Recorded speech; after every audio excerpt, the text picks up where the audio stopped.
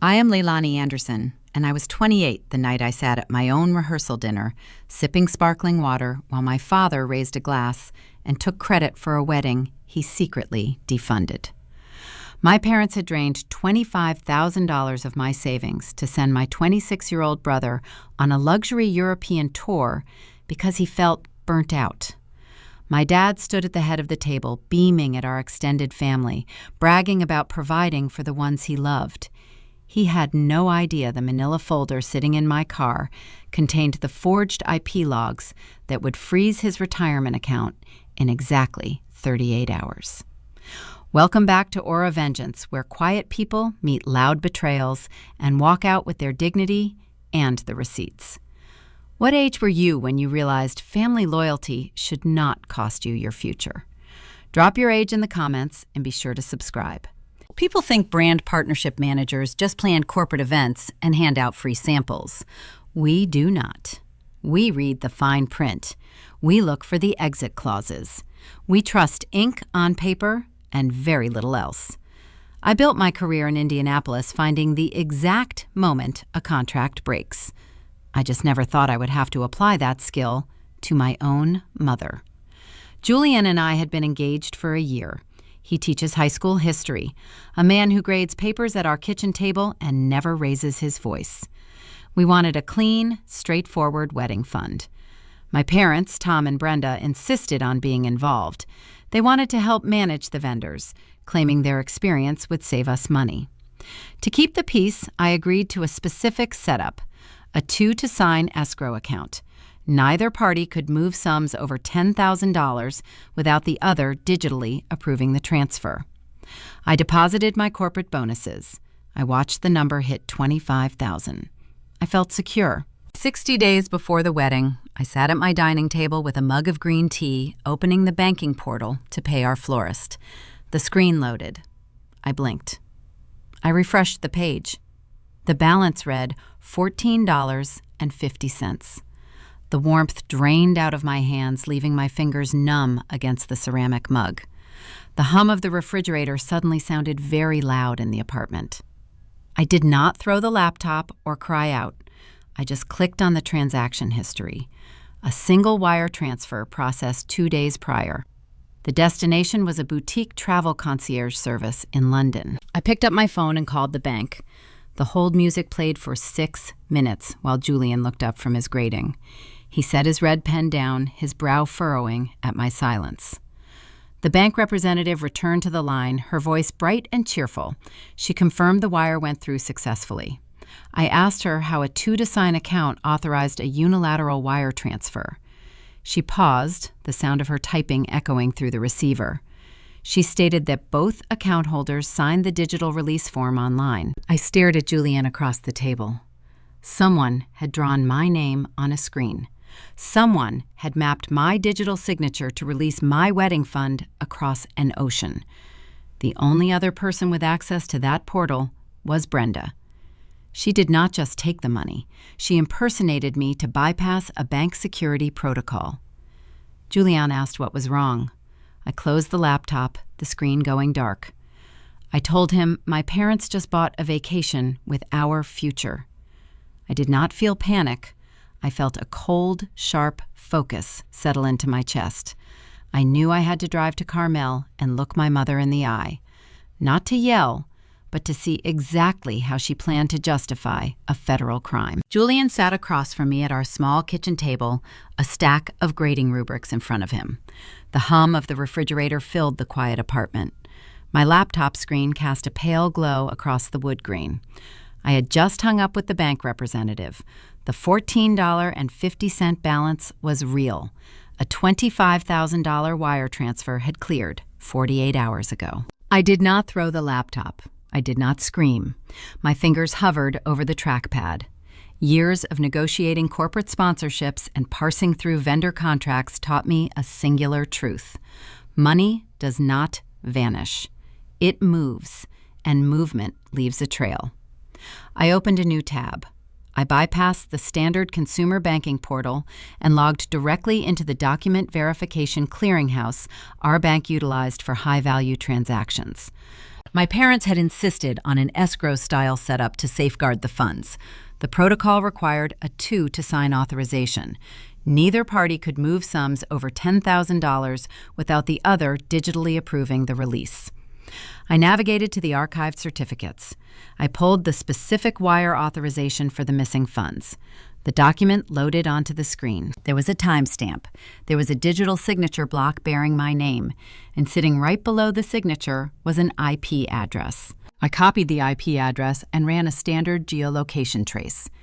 The map pinged a residential router in Carmel, Indiana, my parents' house. Brenda did not just guess a password or exploit a banking glitch. She actively routed the two-factor authentication to her own device. She checked a legal box under penalty of perjury. She forged my digital signature to release my wedding fund across an ocean. I hit print. The machine in the corner of our living room ground to life, spitting out 3 warm sheets of paper. Julian set his red pen down. He watched me pick up the pages. He read the destination line printed near the top margin. London, a boutique travel concierge service. He asked if we should contact the authorities. He offered to drive me to the precinct right then. I looked at the black ink on the white page. Filing a police report right now hands the narrative over to uniforms and detectives. It gives my parents the luxury of spinning a story about a family misunderstanding, a simple banking error.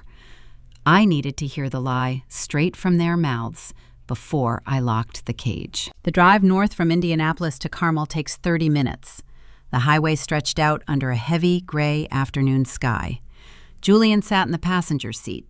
His steady presence was the only thing keeping my hands from gripping the steering wheel too tight. He offered to go to the courthouse on Monday. He told me we did not need a formal event to prove our commitment. I told him we were not canceling anything. Canceling means adjusting our reality to accommodate their theft. We crossed the city limit into Carmel. The landscape shifted from pragmatic brick buildings to sprawling estates with pristine lawns and cast-iron gates. My parents live in a Center Hall colonial at the end of a quiet cul-de-sac. They purchased the property 3 years ago, right around the time my brother Chase dropped out of his second graduate program. The contrast tasted bitter in my mouth. They lived in a fortress of wealth, yet they chose to hollow out my savings. I pulled into the circular driveway. The tires crunched over white gravel. Brenda was in the front yard. She wore a linen blouse and a wide-brimmed sun hat, holding a polished brass watering can over a bed of blue hydrangeas, the very picture of suburban tranquility. I stepped out of the car. The heavy envelope containing the printed bank logs pressed against my hip. I walked across the damp grass.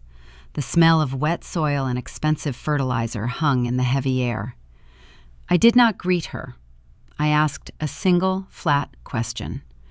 Where is my wedding fund? Brenda did not drop the watering can. She did not gasp or feign ignorance. She finished pouring a steady stream of water onto the roots of a flower. She set the brass can on a stone paver and wiped her hands on a garden towel. She looked at me with a mild, practiced patience, the kind of look a teacher gives a child asking a foolish question. She sighed a delicate flutter of breath. Chase has been struggling, Leilani. He quit his job at the logistics firm. He is facing severe burnout. He needed a reset before he tries to enter the corporate market again. I stared at her. The words hung between us, heavy and absurd. I asked her if Chase needing a reset cost $25,000 of my money. She clicked her tongue. It was a joint account. We are a family. The money was sitting there and your brother was in a crisis. We booked him a 6-week European tour. He needs to see the world to find his center. The front door opened. My father stepped onto the porch. He held a golf club, casually wiping the leather grip with a rag. He did not look guilty. He looked inconvenienced by my presence in his driveway. You and Julian can just throw a backyard barbecue, Tom said. His voice projected across the lawn, dismissing my milestone with a casual wave of his hand. It makes more sense anyway. You two are practical. Chase needs the inspiration. The physical impact of their audacity was staggering. It felt like a tight band wrapping around my ribs. They did not just steal my budget. They unilaterally decided that my future was expendable compared to my brother feeling temporary boredom. I asked for the money back. I demanded they cancel the European trip. Brenda lost her practiced patience. Her lips thinned into a hard line. "You are being incredibly selfish," she snapped. "You have a good job. You have an apartment. Your brother has nothing right now. Why do you always have to make everything a transaction?" They were weaponizing my independence against me. Because I function, because I pay my own bills and manage my own life, I am somehow indebted to the child who refuses to carry his own weight. The urge to scream rose in my throat. I wanted to pull the forged IP logs from the envelope and shove the paper into her chest. I wanted to watch the suburban tranquility shatter into pieces. But the memory of a former corporate mentor anchored my feet to the grass. Her name was Sylvia. She ran the legal compliance division at my first agency. I once sat in her office furious over a stolen client account, ready to confront the offending manager. Sylvia had handed me a cup of water and spoken a sentence I built my career on. Never scream at a thief. Just quietly lock the door and wait for them to realize they are trapped inside. Screaming here in the hydrangeas gives Brenda the power. It lets her call me hysterical.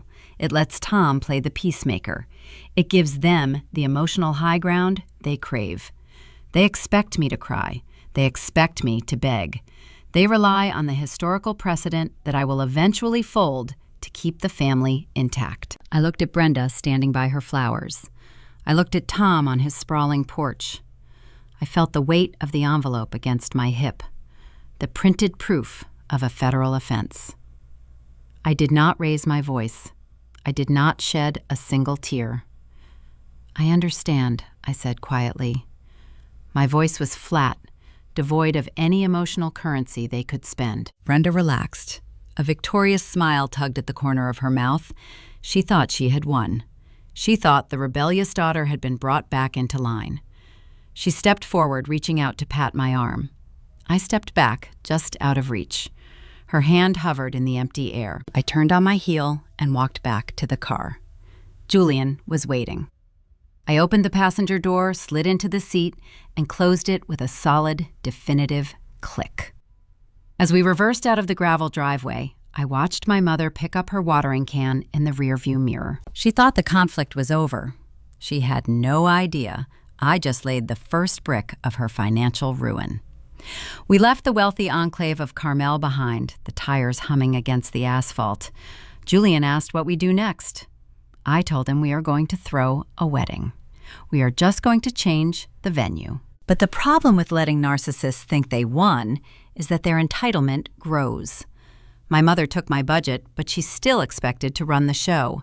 2 days later, my phone would light up with a demand that would give me the exact opening I needed to turn her social standing into a weapon. We left the Carmel city limits behind us.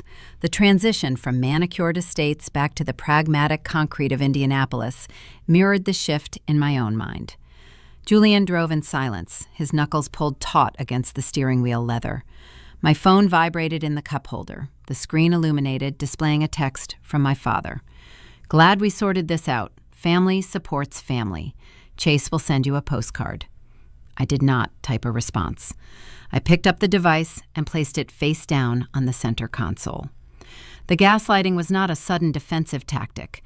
It served as the foundation of our entire family dynamic. I was the utility bill, reliable, expected, ignored, until something required fixing. Chase was the investment property.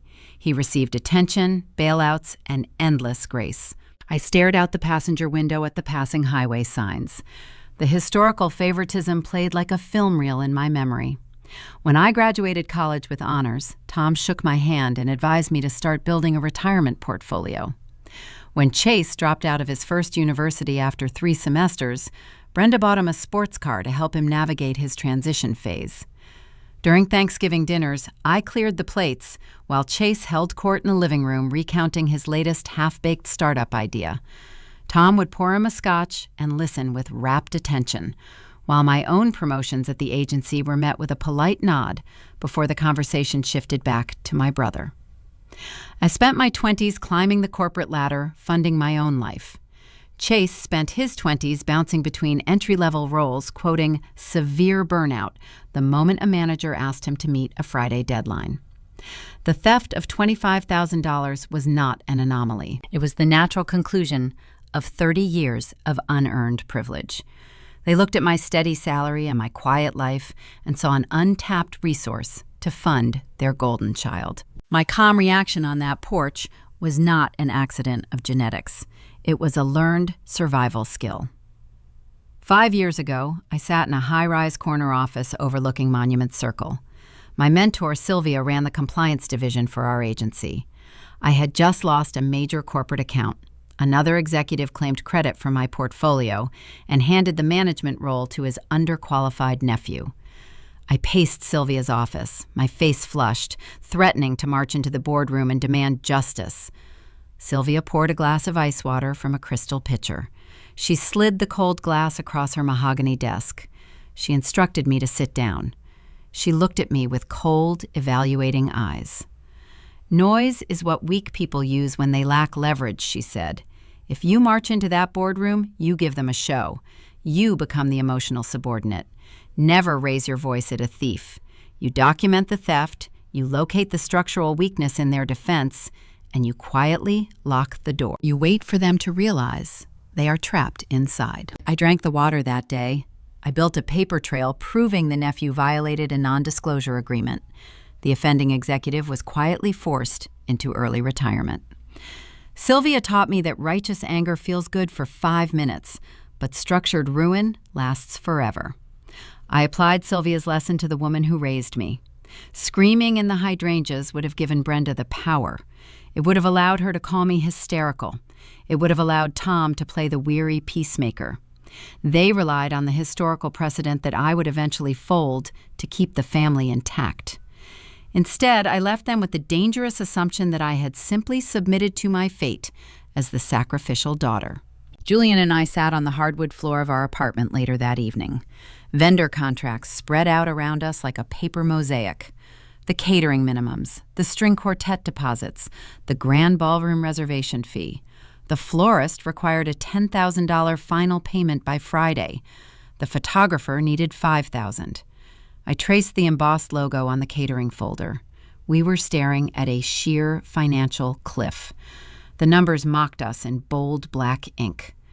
Julian picked up the ballroom contract. He ran a hand through his hair, the stress etching deep lines around his eyes. He is a practical man, a teacher who builds lesson plans and values substance over spectacle. He looked at me, his voice soft and steady. "We can go to the courthouse on Tuesday," he said. "We can cancel all of this. We do not need the flowers or the caterer to be married. I love you, and that is the only requirement." His offer was beautiful. It provided an immediate escape from the crushing logistics. But accepting it meant surrendering the narrative. I looked at the glossy brochure for the grand ballroom. If we eloped, Brenda would tell her country club friends that I was simply too stressed to handle event planning. She would frame the downsized reality as my personal failure rather than her financial crime. Canceling meant acknowledging that my worth was defined entirely by what they were willing to let me keep. It meant accepting my permanent assignment at the bottom of the hierarchy. I reached across the scattered papers and took Julian's hand. His palms are calloused from weekend yard work, rough and grounding. I told him we were not going to the courthouse. We were going to host a wedding. It would be smaller, sharper, and infinitely more exclusive. I gathered the contracts into a neat stack. The gaslighting texts continued to hit my phone throughout the evening. Extended family members, unaware of the stolen funds, started sending messages. My aunt asked if I was feeling okay, mentioning Brenda told her I was getting overwhelmed by the budget. Brenda was already spinning the story. She was setting the stage to play the concerned, supportive mother to a frantic, ungrateful bride. Every text message felt like a small, calculated needle designed to puncture my resolve. They wanted me isolated. They wanted me to feel like the unreasonable party for wanting the money I earned. It takes a specific kind of cruelty to steal from your child and then enlist your relatives to pity her. I let the messages sit unread. The silence was my first line of defense. To execute the pivot, I needed my parents to believe their manipulation was working. I needed them arrogant. I needed them to think they broke my spirit. Narcissists are most vulnerable when they feel victorious. The next phase required a new venue, a smaller guest list, and a piece of bait so irresistible my mother would swallow the hook without a second thought. I just had to leave a trail of breadcrumbs right on my kitchen counter. Monday morning arrived with the sharp metallic click of the coffee maker. I sat at the kitchen island, a fresh spreadsheet glowing on my laptop screen. The time for silent mourning had expired.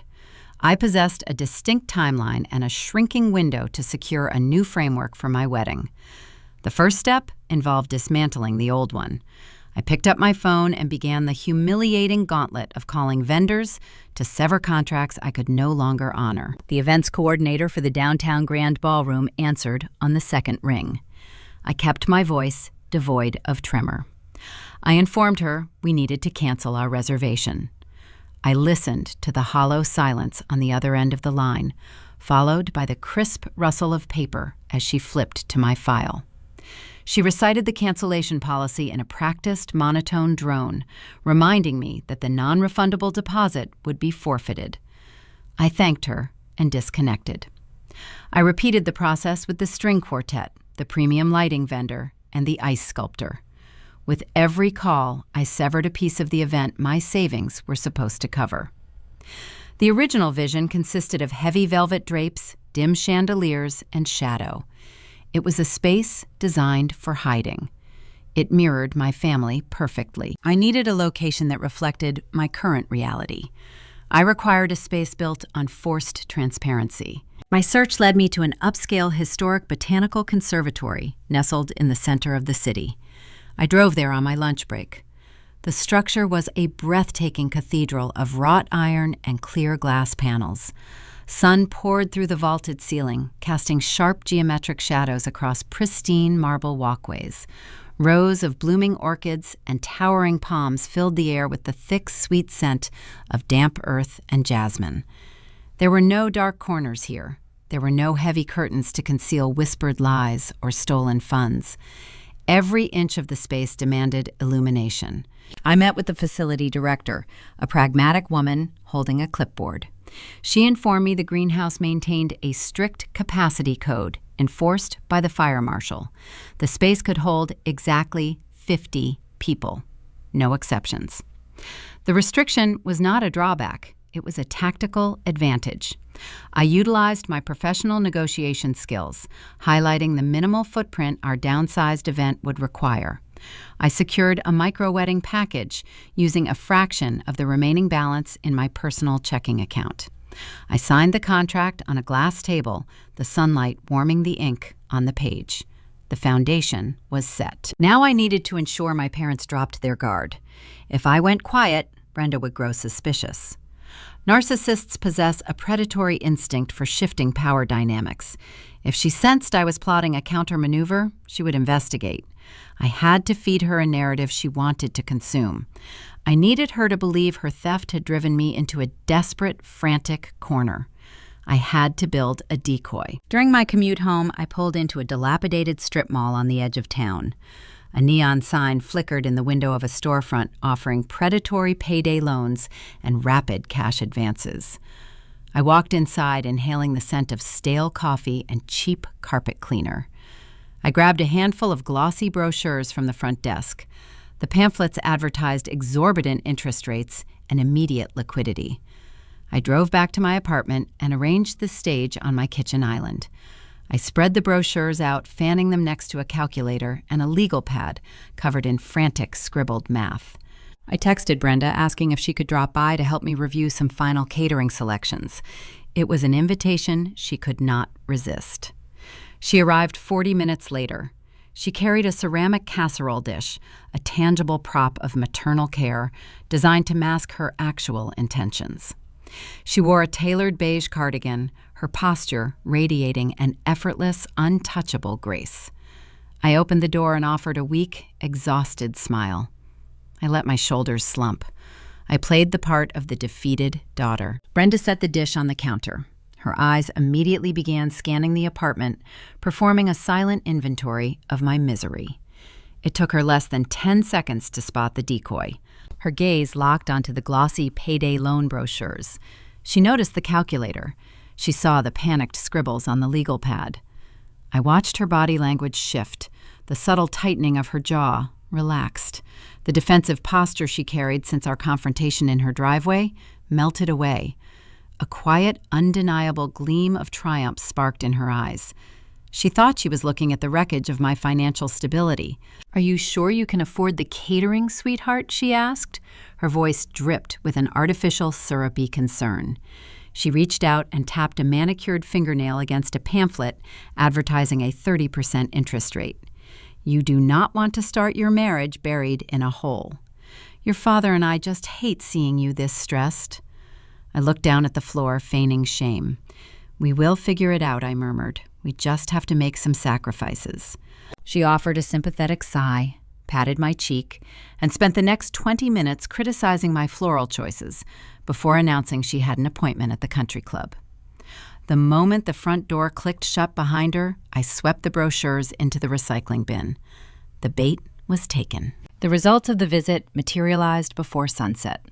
My phone buzzed with a text message from my Aunt Clara. "Meilani, your mother just told me you are taking out high-interest loans for this party. Please do not ruin your credit. We love you, regardless of the event size." Brenda was actively spreading the smear campaign. She was weaponizing her own crime, painting herself as the worried matriarch, watching her materialistic daughter spiral into debt. She was securing the pity of our extended family. The psychological warfare was efficient, brutal, and exactly what I anticipated. Believing I was financially ruined and emotionally defeated, my parents grew incredibly complacent. They felt victorious. They stopped scrutinizing my actions. They believed I was funding my wedding with crippling debt, completely unaware that I was actually funding it with cold, calculated strategy.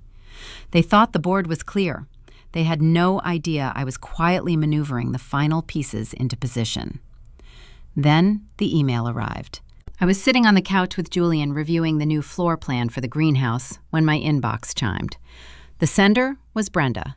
The subject line read, "Final Guest Additions." I opened the message.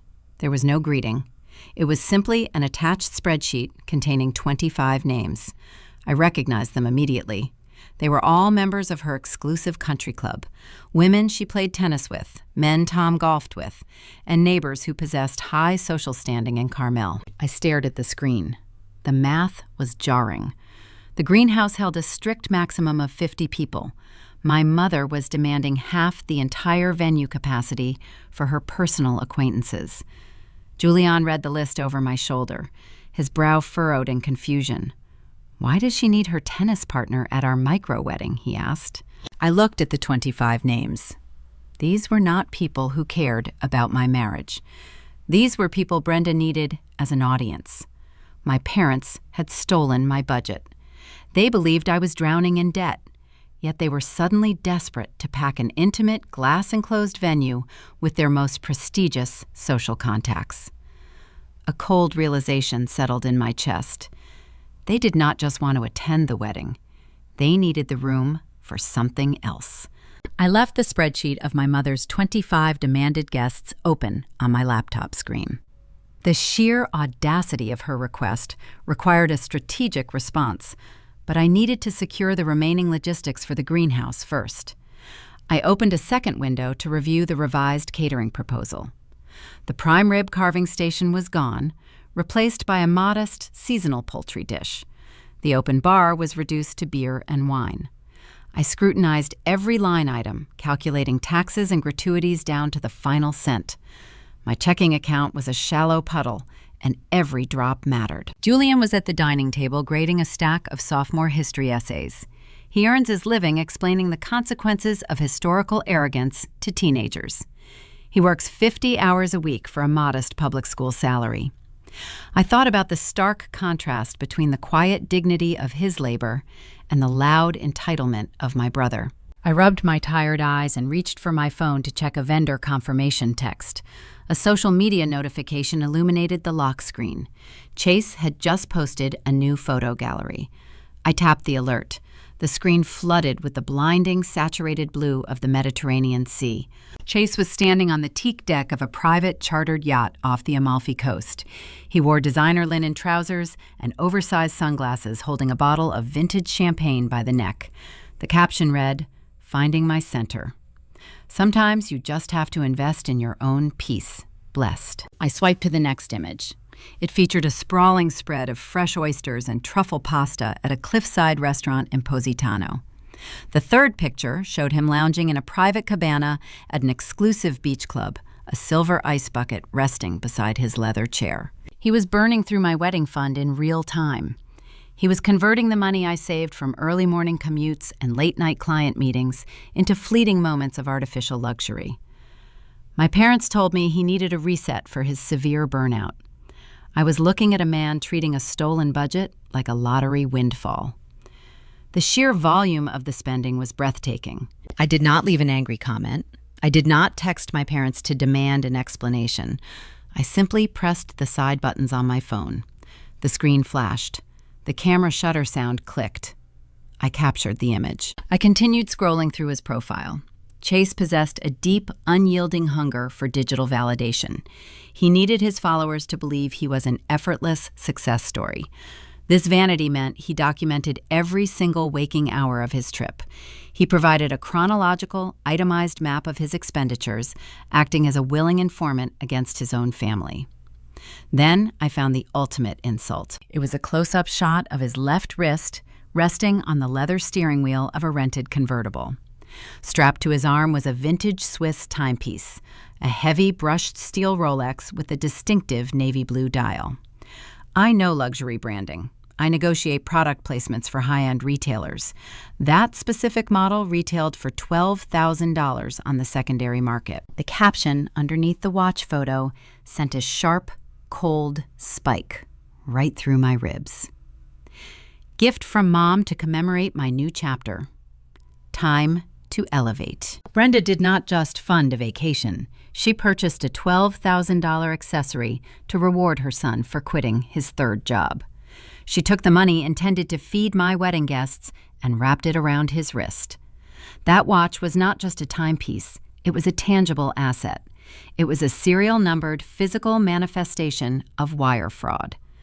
I took another screenshot. I stared at the image of the Rolex committing the silver bezel and the dark dial to memory.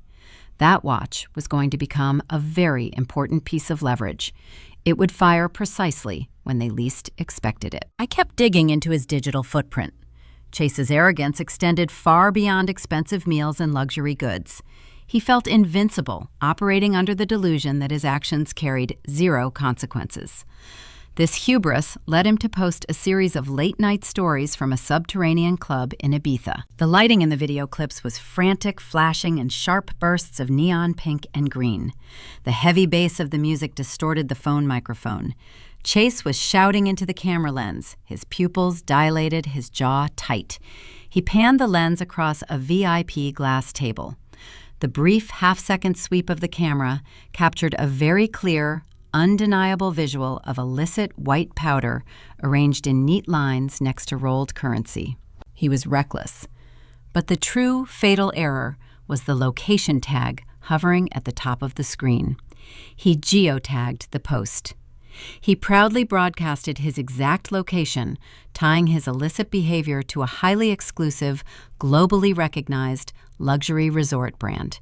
He wanted the prestige of the location associated with his name. He wanted everyone to know he could afford the VIP section. I sat in the quiet stillness of my Indianapolis apartment, the glow of the phone illuminating the kitchen island. I connected my device to my laptop. I created a new folder on my encrypted hard drive and named it Audit. I dragged every screenshot, every video file, and every geotagged location into the folder. I organized them by date and estimated cost. I was building an irrefutable digital ledger. My parents believed I was suffering in silence, weeping over fake payday loan brochures. They thought I was a casualty of their favoritism. I was actually serving as their silent accountant, calculating the exact interest rate of my impending revenge. Chase's digital vanity was a goldmine. He was handing me the nails for his own professional coffin. He always needed an audience, just like Brenda. It was a family trait. They both required external spectators to validate their existence. Chase curated an illusion of corporate success while living off a stolen wedding fund. He believed the internet was a playground where he could project a flawless image without any real-world repercussions. He forgot that the internet is permanent. He forgot that digital footprints are admissible in corporate human resources departments. I closed the audit folder and ejected my phone. I looked back at the spreadsheet of Brenda's 25 demanded guests. The pieces of their underlying motive were starting to slide into place. Brenda needed an audience for a specific reason. Chase was buying vintage watches to commemorate a new chapter. He was parading a new mysterious girl through his Ibiza videos. My family was operating under the assumption that they held all the cards. They were planning a spectacular show. But a show requires a stage, and they were attempting to use mine. I picked up my phone and opened a fresh email draft. I needed to address Brenda's guest list demand. I had to draw a hard, undeniable boundary to see how she would react. Her response would tell me everything I needed to know about her true intentions for my wedding day. I typed a brief 2-sentence reply, rejecting her 25 country club friends. I pressed send, the digital swoosh echoing in the quiet kitchen. I leaned back in my chair and waited for the fallout. Chase was currently partying in Spain, bragging about his upcoming corporate interviews when he returned stateside. He thought his luxury vacation was the perfect transition into a high-powered executive role. He was oblivious to the fact that his own thumbs had just handed me the weapon to dismantle his future. How can a few reckless Instagram stories tucked away in an encrypted folder become the very instrument that destroys a golden child's entire professional trajectory? The digital swoosh of the outgoing email echoed in the quiet kitchen. I had just informed my mother that her 25 demanded guests were denied. I gave her exactly 2 seats at the glass greenhouse, hers and my father's. I closed the laptop, walked over to the sink, and poured a glass of cold water. I did not have to wait long. Exactly 4 minutes later, my phone vibrated across the granite countertop. The caller ID displayed Brenda's name. I took a slow sip of water, letting the glass cool my hand before answering. I did not offer a greeting. I just lifted the receiver to my ear and listened to the sharp intake of breath on the other end of the line. "Leilani, I am looking at an email that must be a typo," Brenda said. Her voice carried the tight, pinched cadence she used whenever a retail worker declined a return policy. "You cannot seriously expect me to exclude the Wentworths and the Davis family from my own daughter's wedding." I leaned against the counter. "The fire marshal enforces a strict capacity code of 50 people, Brenda. I am not violating a building safety ordinance so you can play hostess to your tennis partners. You and Dad have your 2 seats. The rest of the list is void." The line went silent.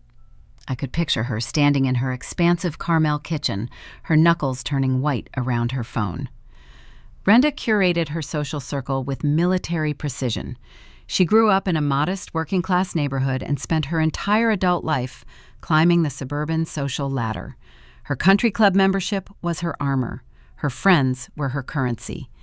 Being told she could not display her daughter's wedding to her peers was a direct strike to her ego. "If my friends are not welcome, then maybe your father and I should not attend either," she threatened. The boycott ultimatum. It was her favorite tactic. She expected me to panic, to apologize, to bend the rules to ensure my parents witnessed my vows. I looked at Julian, who was washing a coffee mug in the sink. He paused, watching my face.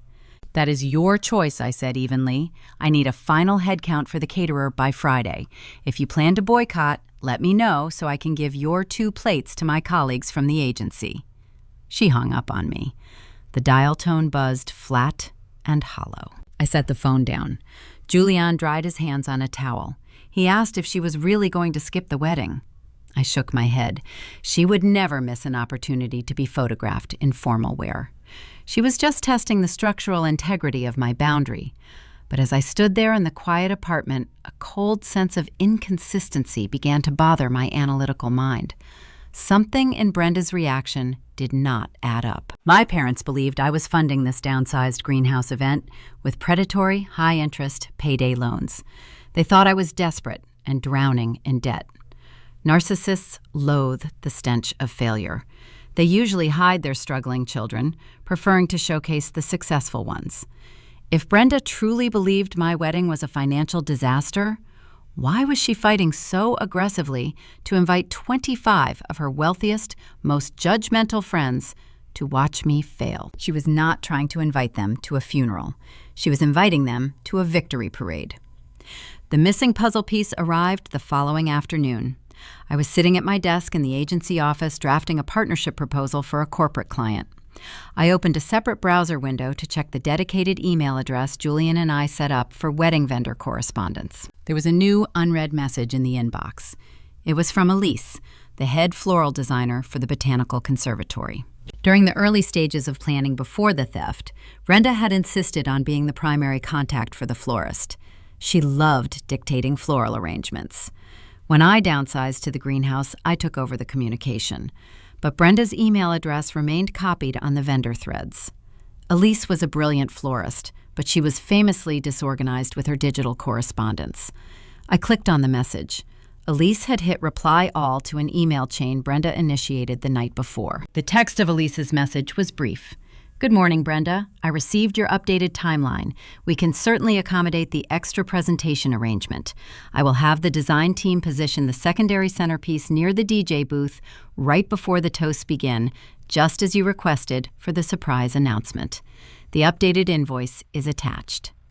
I stopped breathing. The air in my office felt suddenly thin and sharp. Surprise announcement. Secondary centerpiece. I scrolled down to read the previous emails hidden in the forwarded chain. The thread revealed a conversation between my mother and the florist that I was never meant to see. Brenda had sent a detailed timeline of the reception. She instructed Elise to prepare a large, extravagant bouquet of imported white peonies separate from my bridal flowers. The justification Brenda provided to the florist was typed in clear, undeniable black text. My son Chase is returning from Europe with his new girlfriend, Brenda wrote. We are using the gathering after dinner to officially announce their engagement to our social circle. Please make sure the peonies are ready when my husband takes the microphone for the father of the bride speech. We are going to call Chase and his fiancée up to the front. I stared at the glowing monitor. The glare of the screen burned into my retinas. The puzzle assembled itself into a flawless, terrifying blueprint. Chase met a girl in Ibiza. The luxury European tour my parents funded with my stolen savings culminated in a vacation romance. They bought him a $12,000 vintage Rolex to commemorate his new chapter. And now they were preparing to welcome his new girlfriend into the family. But engagement parties are expensive. Venue rentals, catering minimums, and open bars cost tens of thousands of dollars. Why would Tom and Brenda pay for an extravagant engagement party when their daughter had already secured a beautiful, glass-enclosed botanical greenhouse and paid for a catered dinner? They did not just steal my $25,000. They were orchestrating a plan to hijack my actual wedding day. Their endgame was breathtaking in its sociopathy. They intended to use my venue, my purchased food, and my remaining guests as a free, curated backdrop for their golden child. Brenda demanded those 25 country club seats because she needed an audience for Chase. She wanted her wealthy peers in the room to applaud when Tom hijacked the microphone, bypassed his toast to me, and called my brother to the front of the room to steal the spotlight. They forced me to downsize my dream, and now they were attempting to steal the downsized reality, too. I pushed my chair back from the desk. I did not cry. Tears are a biological response to grief, and I was not grieving. I was calculating. I read the email thread a second time, downloading every logistical detail of their ambush.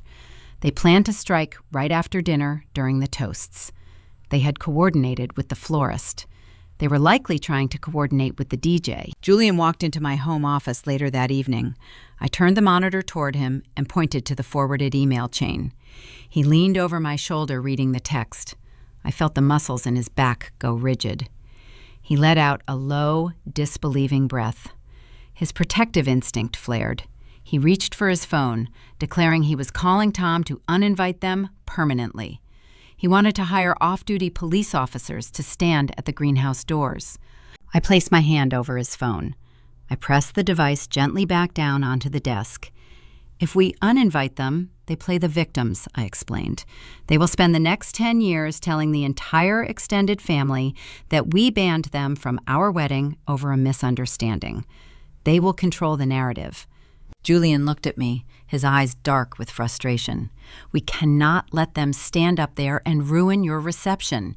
If your dad takes that microphone and announces an engagement, the entire night becomes about Chase. I turned back to the glowing screen. I looked at the words, surprise announcement. They only possess the upper hand if they think the element of surprise belongs to them. Knowing their end game gave me the ultimate tactical advantage. They were walking into a building I controlled, eating food I paid for, surrounded by vendors who answered to my final timeline. They were bringing a knife to a fight where I owned the entire battlefield. I realized right then that stopping a narcissist does not involve a screaming match. Yelling at my parents in the middle of the greenhouse ruins the wedding just as thoroughly as their hijacked engagement. I had to disarm their bomb before it ever entered the building. I had to utilize structure leverage and corporate bureaucracy to neutralize the threat. Chase was flying home expecting a coronation. He wanted a luxury job, a new fiancé, and a free party funded by his sister's misery. I reached into my desk drawer and pulled out the manila folder containing the forged bank logs. It was time to add a new document to the arsenal. How do you stop an entitled brother from taking over your room without causing a scene? You ensure he never gets his foot in the door, and you dismantle his entire professional future while he is still in the air. I drove to the agency the morning after discovering the hijacked engagement plot. The sun reflected off the glass facades of the downtown Indianapolis high-rises. The city felt sharp and awake. I parked in my reserved spot and rode the elevator to the 14th floor. The hum of the HVAC system and the scent of roasted coffee beans grounded me. The revelation of the floral emails changed the board.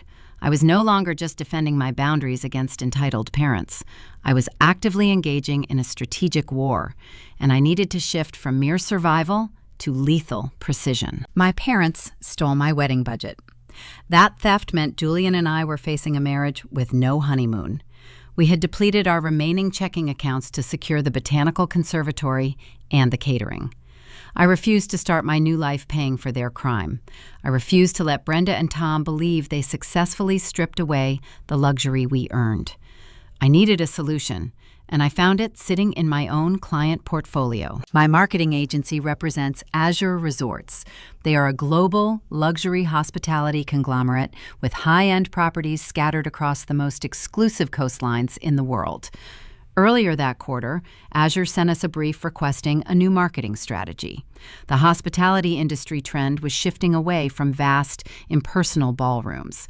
High-net-worth clients wanted authentic, intimate milestones. Azure wanted a campaign focused on highly curated, exclusive micro-weddings. I sat at my desk and opened my presentation software. I spent 3 hours building a slide deck. I did not include a single word about my family drama or stolen funds. I bypassed emotion entirely and focused on raw corporate value. I pitched my own wedding as a premier case study. I highlighted the aesthetic brilliance of the transparent glass greenhouse. I detailed the calculated exclusivity of a 50-person guest list. I provided my own social media engagement metrics and the demographic data of my professional network. I walked into the glass-walled conference room at 2 o'clock. The Azure marketing director and the vice president of global partnerships sat across the mahogany table. I projected the images of the conservatory onto the screen. I showed them the architectural lines, the floral concepts, and the refined culinary menu. I offered them the exclusive rights to utilize our wedding photography and aesthetic narrative for their upcoming promotional materials. The vice president steepled his fingers watching the presentation with sharp, calculating eyes. He recognized the value of the demographic I offered. He did not see a desperate bride trying to salvage her day. He saw a brand partnerships manager offering a turnkey marketing asset. When the final slide faded to black, he nodded. He offered a trade.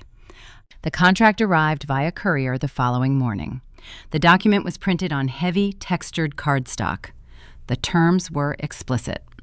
In exchange for the marketing rights to the event, Azure Resorts agreed to fully sponsor our honeymoon.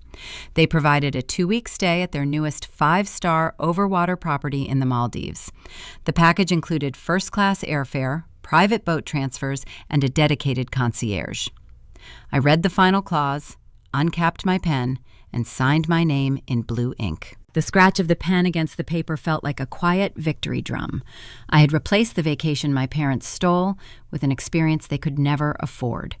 I secured a level of luxury that Brenda spent her entire life chasing, and I did it without touching my bank account. I slid the contract into my briefcase. I told no one but Julian.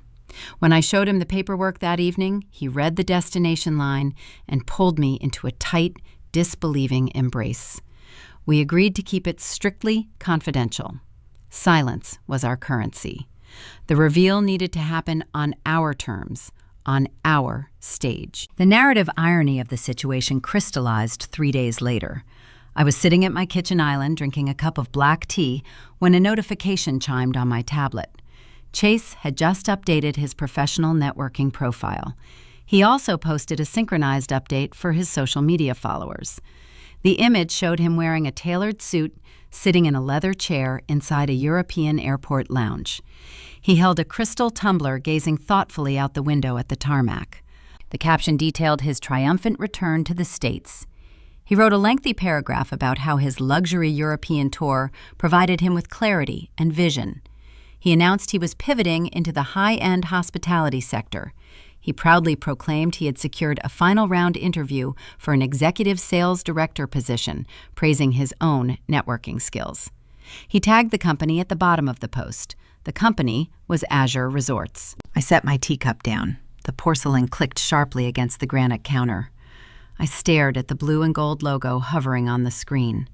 It was the exact same logo printed on the sponsorship contract, currently resting in my briefcase. Chase was flying home expecting to charm the very executives I just signed a high-level corporate partnership with. He was scheduled to interview with the vice president of global partnerships on the Tuesday following my wedding. The sheer, beautiful irony tasted like cold champagne. Chase believed his luxury vacation equipped him to sell 5-star experiences. He thought his purchased vintage Rolex and his staged photos made him an ideal candidate. He did not realize his sister sat at the negotiating table with the people holding his career in their hands. My parents drained my wedding fund to finance the European trip that Chase was now using as the foundation for his corporate resume. They funded his arrogance with my money. And now he was attempting to walk into my client's boardroom to secure a 6-figure salary. He was treating my professional network the exact same way he treated my bank account. He viewed the world as a buffet prepared exclusively for his consumption. He was oblivious to the unseen architecture operating beneath his feet. He did not understand that corporate executives do not hire liabilities. They hire assets. And a candidate who leaves a digital trail of illicit behavior while geotagging their resorts is a massive liability. I picked up the briefcase and extracted the signed Azure sponsorship agreement. I walked over to my home office desk and opened the deep bottom drawer. I pulled out the thick manila folder containing the forged bank logs, the IP address traces the geolocation data from Carmel, and the screenshots of his illegal activities in Ibiza. I placed the Azure contract right on top of the financial evidence. The trap gained a new lethal layer. It was no longer just a financial reckoning awaiting my parents. It was a professional guillotine poised directly above my brother's neck. The folder grew thicker and heavier. It contained the exact coordinates of their collective downfall. It held the proof of a federal crime, the documentation of their vanity, and the keys to the Maldives. I closed the drawer and locked it. Chase was currently somewhere over the Atlantic Ocean, flying back to Indiana. He expected a coronation. He expected my parents to clear a path for his grand entrance. He anticipated walking into my wedding reception, standing under the glass ceiling of the greenhouse, and using my milestone to launch his own engagement. He thought he held the winning hand, because he was unaware of the game being played. The board was mine, and the pieces were locked into position. Chase is coming home expecting a coronation. But what happens when he demands a seat at the table for his new fiancée? The weather in Indianapolis shifted from a mild spring breeze to a heavy, humid heat 2 weeks before the wedding. I spent the morning reviewing the final seating chart for the greenhouse. I positioned the tables to maximize the natural light pouring through the glass ceiling. My parents were seated at table 4, situated near the perimeter. I ensured their sightlines to the main floor were clear, but I stripped them of any central authority. There was no head table. The layout reflected the reality of our dynamic. They were guests, nothing more. My phone chimed against the glass top of the coffee table. The screen illuminated, displaying a new message in the family group chat. Chase had returned stateside. His digital presence shifted from European time zones back to Eastern Standard Time. He initiated the text thread, bypassing any customary greeting or inquiry about the wedding planning. Just landed. The jet lag is brutal, but the trip was visionary, Chase wrote. Need you to update the caterer. I am bringing a +1 to the wedding. She flew back with me from Spain. Add her to the list. The audacity of the demand struck me with the force of a physical blow. He did not ask if space was available. He did not inquire if the budget could accommodate an additional plate. He issued a directive. He expected the machinery of my life to seamlessly part and make room for a woman he met in a nightclub 2 weeks ago. This was the girl from the Ibiza videos, the girl whose flight to Indiana was undoubtedly purchased with my stolen wedding fund. Chase was using my money to finance a transatlantic romance, and now he was demanding I feed her at a reception he knew I struggled to afford. The pieces of the florist email locked into a tighter, sharper focus. This was the European fling, the girl he intended to propose to during Tom's hijacked father of the bride speech. I looked at the text message. Engaging in a debate about respect or financial boundaries would ignite an emotional firestorm. It would give my parents the opening they needed to manipulate the narrative. I had to rely on the cold, unfeeling architecture of the rules. Bureaucracy is the perfect shield against entitlement, because entitlement cannot argue with the safety ordinance. I did not reply to the group chat. I opened a separate email draft addressed directly to Chase and copied my parents. I attached the official rental agreement from the Botanical Conservatory. I highlighted a specific clause on page 3 using a bright yellow digital marker. The clause detailed the strict enforcement of the municipal fire code.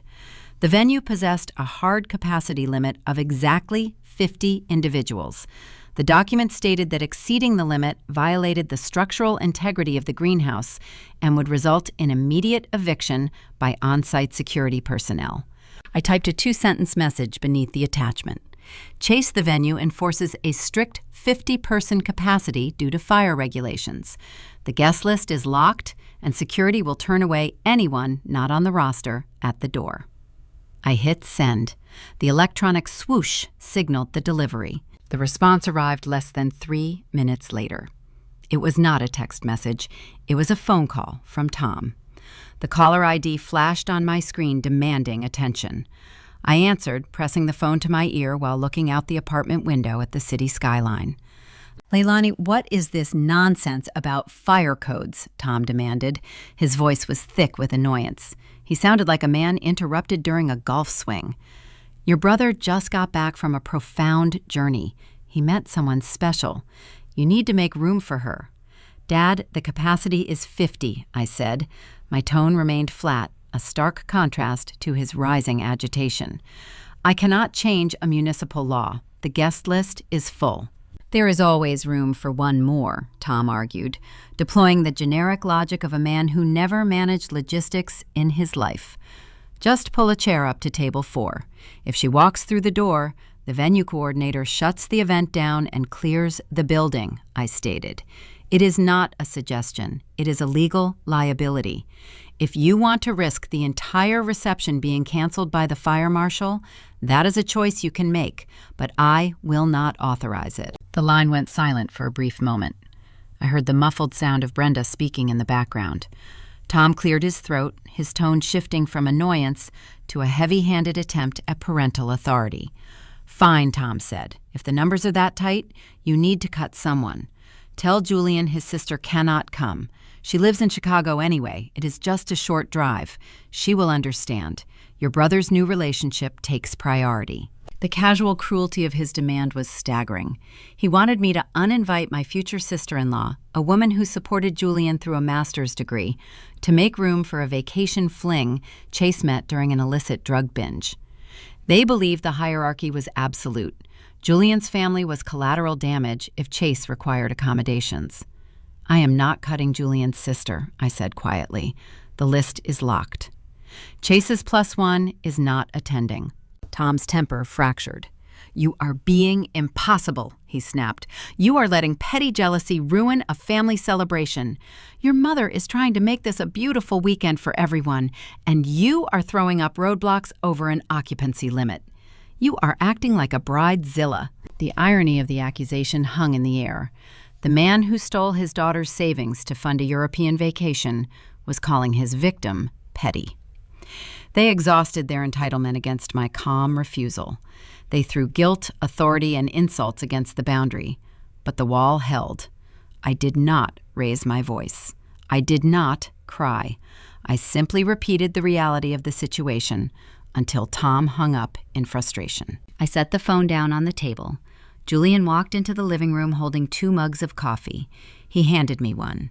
He could read the tension in the set of my shoulders. He asked if they pushed back. I took a sip of the dark roast. The heat grounded me. I told him they demanded I cut his sister from the guest list. Julian's jaw tightened. A flash of anger crossed his face, a rare emotion for a man usually anchored by patience. He offered to call Tom himself. He wanted to draw the line. I shook my head. "The line is already drawn," I assured him. They hit a brick wall. What Julian did not know, what my parents and Chase did not understand, was the true tactical value of my refusal. By utilizing the fire marshal code to bar the Ibiza girl from the premises, I was actively dismantling the physical foundation of their hijacked engagement party. Brenda and Tom planned to use the father of the bride toast to announce Chase's new relationship to their country club friends. They coordinated with the florist to have a presentation bouquet of white peonies ready. They intended to call Chase and his new fiancée to the front of the room. But you cannot announce an engagement if the bride-to-be is stuck outside in the parking lot. You cannot stage a romantic spectacle if venue security prevents the guest of honor from crossing the threshold. They were so focused on the insult of the rejection that they failed to recognize the structural sabotage. Their entire ambush required the presence of the girl. By denying her entry, I neutralized their weapon before it even cleared the perimeter. They were left with a bouquet of peonies and a broken script. The week leading up to the wedding stretched out tight and vibrating with unseen tension. My parents believed the conflict was centered entirely on a single chair at table 4. They thought the dispute was about seating arrangements. They had no idea the fire code was merely a distraction. It was a skirmish designed to keep their eyes fixed on the front door, while I maneuvered the heavy artillery into position behind them. The folder in my desk drawer was complete. The bank logs, the forged IP, traces the Azure contract, and the geolocation screenshots were organized, verified, and ready for deployment. The financial strike required precise timing. If I acted too early, they would panic and attempt to sabotage the ceremony. If I acted too late, they might escape the immediate consequences of the overdrafts. I needed to unleash the legal machinery in a way that ensured the maximum impact hit exactly when they felt the most secure. With the wedding only days away and their hijack plan quietly faltering, I finally possessed the exact window to initiate the strike. But how do you time a federal wire fraud investigation perfectly to ensure the financial bomb drops right when the music stops. Wednesday morning brought a quiet, steady rain to Indianapolis. The water washed the city streets clean, reflecting the gray sky. I sat at my desk and looked at the thick manila folder. Calling a Standard Bank hotline to report a stolen $25,000 initiates a sluggish, unpredictable customer service loop. I did not have time for generic hold music or low-level representatives reading from a script. I needed a surgical strike. I utilized my corporate network. My marketing agency frequently contracted an independent financial auditing firm for complex client mergers. I reached out directly to a senior forensic accountant named Marcus. Marcus did not navigate in the realm of family disputes or emotional pleas. He dealt exclusively in metadata, routing numbers, and digital footprints. He possessed the clearance to bypass standard customer service channels and speak directly to central compliance officers. I took a late lunch and drove to his office. I sat in a sterile, glass-walled conference room and handed Marcus the folder. He reviewed the printed IP traces. He cross-referenced the geolocation data from the Carmel router. He pulled the back-end security logs from the digital authorization certificate. He did not offer sympathy. He offered a clinical diagnosis. He confirmed Brenda circumvented a two-factor authentication protocol, committing wire forgery across state lines to an international vendor. Marcus brought a private litigator into the room, a woman specializing in asset recovery and corporate fraud. We did not draft a polite letter asking for the funds back. We built a weapon. The attorney drafted a demand for restitution, paired with a preemptive asset freeze injunction. The language on the page was sharp and undeniable. It cited specific federal statutes regarding identity theft and wire fraud. It demanded the immediate reversal of the unauthorized transfer and requested a hard lock on all linked accounts belonging to the offending party. The paperwork was finalized and signed by Thursday afternoon. The attorney placed the documents into a heavy, sealed envelope. She asked if she should file it immediately with the bank. I looked at the calendar on her desk. If we filed the injunction on Thursday, the bank compliance team would process the claim on Friday morning. They would issue an automated alert to my parents. Giving Brenda and Tom a 24-hour head start was a tactical error. It would allow them to scramble, transfer their remaining liquid assets, or hire defense counsel. Worse, it would give them the entire weekend to retaliate. They would undoubtedly bring their rage to my wedding ceremony, destroying the greenhouse event to punish me for the audit. I instructed the attorney to hold the envelope. I told her to hand-deliver the package to the Central Legal Compliance Office at exactly 4:55 on Friday afternoon. The beauty of corporate banking bureaucracy lies in its rigid, unfeeling adherence to the clock. When a high-priority fraud claim lands on a desk 5 minutes before closing, the automated intake systems trigger the initial safety protocols. The software flags the targeted accounts. The back-end architecture locks down the funds to prevent further capital flight. But human reviewers do not initiate the outbound client notifications until the start of the next business day. Friday arrived, the day of my rehearsal dinner. I spent the afternoon at my apartment steaming my white silk dress and confirming the final floral deliveries. I kept my phone resting on the kitchen island, watching the digital clock inch forward. The tension in my chest tightened with every passing minute. At 4:30, the family group chat lit up. Brenda sent a photograph from a high-end boutique in Carmel. She was standing in front of a gilded mirror modeling an expensive tailored silk wrap dress. Tom stood in the background, examining a new designer suit jacket. The caption read, "Picking up some final touches for tonight. Cannot wait to celebrate." I stared at the photo. They were swiping their credit cards, drawing from accounts that were about to bleed out behind a bureaucratic curtain. They felt untouchable. They believed they had successfully funded a European vacation and manipulated their daughter into submission. They were buying luxury garments to wear to an engagement ambush they planned to stage at my expense. At 4:55, my phone vibrated. A single text message from the attorney appeared on the screen, delivered and stamped. I let out a long, slow breath. The trap was set. The intake software at the bank was currently swallowing the forged IP logs. The algorithmic safety protocols were dropping a heavy, invisible cage over my parents' retirement portfolio. The financial bomb was airborne, falling silently through the weekend. The blast would not hit the ground until exactly 9 o'clock on Monday morning. Julian and I would host our rehearsal dinner tonight. We would host our reception tomorrow. We would smile, cut our cake, and drink champagne while my mother and father stood oblivious on a trap door. I secured the restitution of my savings through the cold mechanics of the banking sector. The money was handled. But the fiscal snare only addressed the parents. It did not touch the golden child. Chase was still operating under the delusion that his stolen vacation served as a launchpad for his corporate career. He was still scheduled to interview with the vice president of Azure Resorts on Tuesday morning. He still expected to secure a lucrative executive sales position. I could not allow him to walk into that boardroom. I needed to ensure his professional downfall matched the severity of the financial ruin heading toward Carmel. But I had to maintain my own corporate integrity. I could not act like a bitter sister attempting to settle a petty family score. I had to strike him down using the exact same language of brand protection and ethical compliance that he violated in Ibiza. I had to utilize the geotagged photos and the illicit videos resting in my encrypted folder. I needed to forward the evidence to my client without staining my own reputation. How does a brand manager ensure an entitled applicant loses his dream job without ever getting her own hands dirty? The digital clock on my laptop read 5:15. The legal compliance package was securely inside the banking system, quietly locking down my parents' assets. The financial threat was neutralized.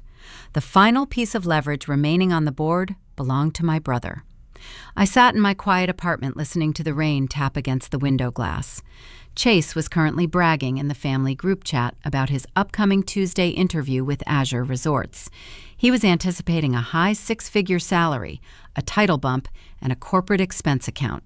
He thought his stolen European tour provided him with the necessary polish to secure an executive sales position. I opened the encrypted folder on my hard drive. The Ibiza files loaded onto the screen. The frantic neon lighting, the heavy bass, and the clear visual of illicit substances resting on a glass VIP table right next to his hand. The fatal error remained at the top of the video frame. He had geotagged the specific location. He linked his reckless behavior directly to an exclusive beach club owned and operated by Azure Resorts. I drafted a new email. I did not use my personal account.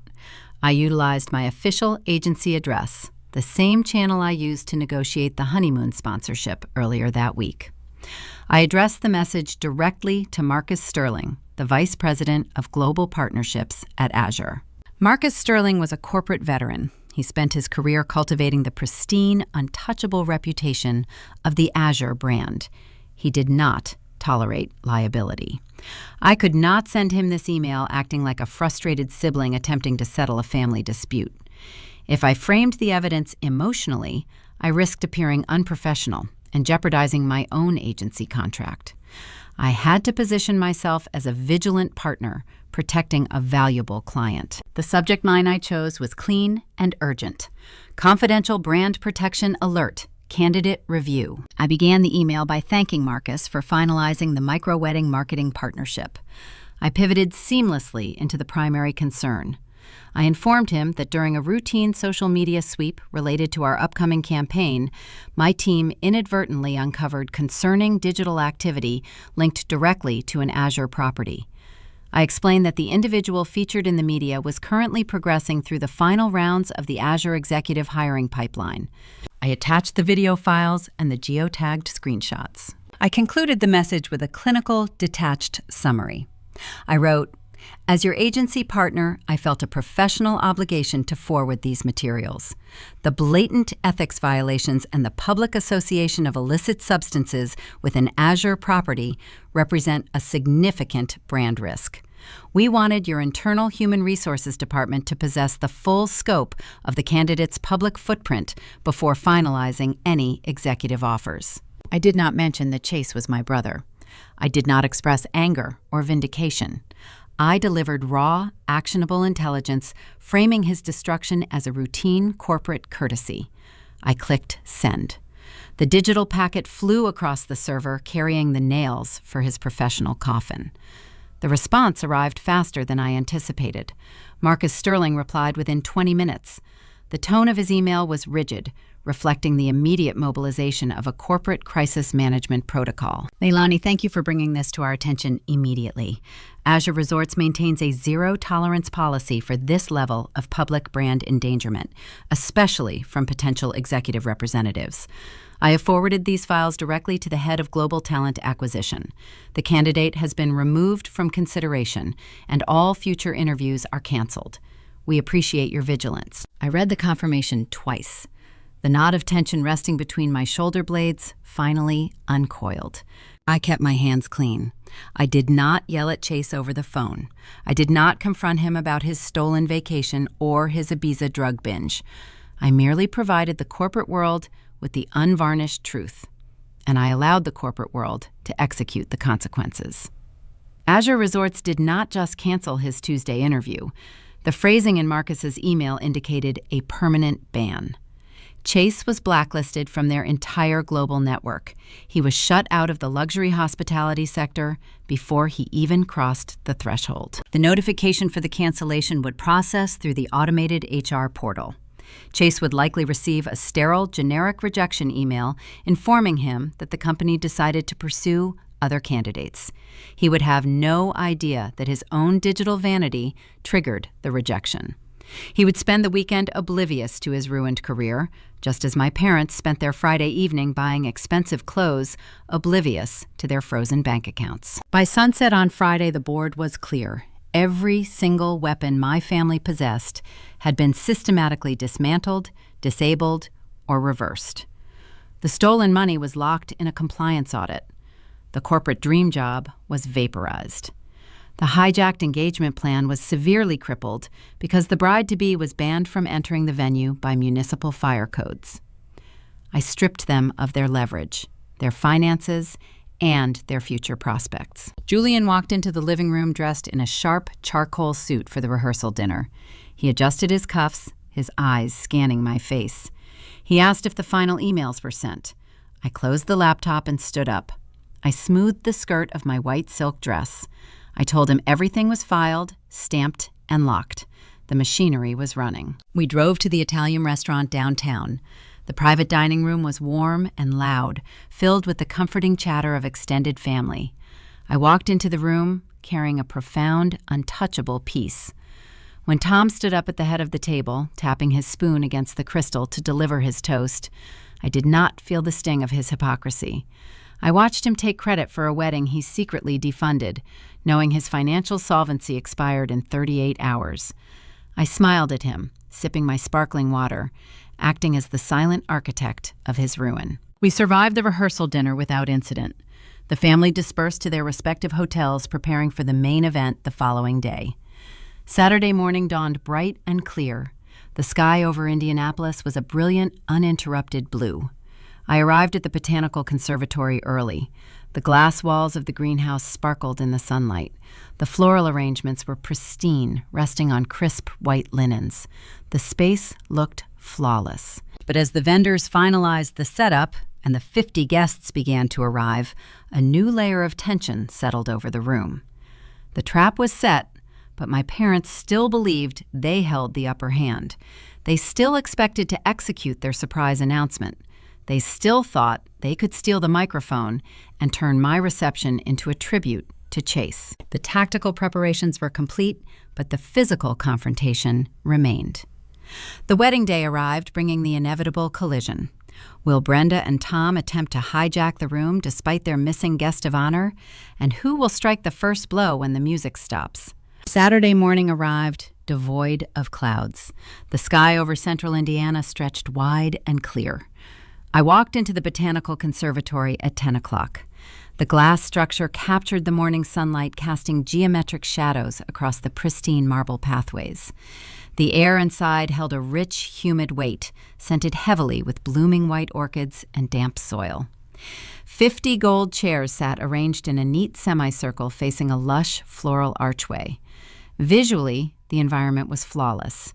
Psychologically, the atmosphere felt brittle, resembling a tightened piano string ready to snap. I spent my entire childhood tiptoeing around the fragile egos of the people who raised me. If Tom had a bad day at his firm, the house went silent.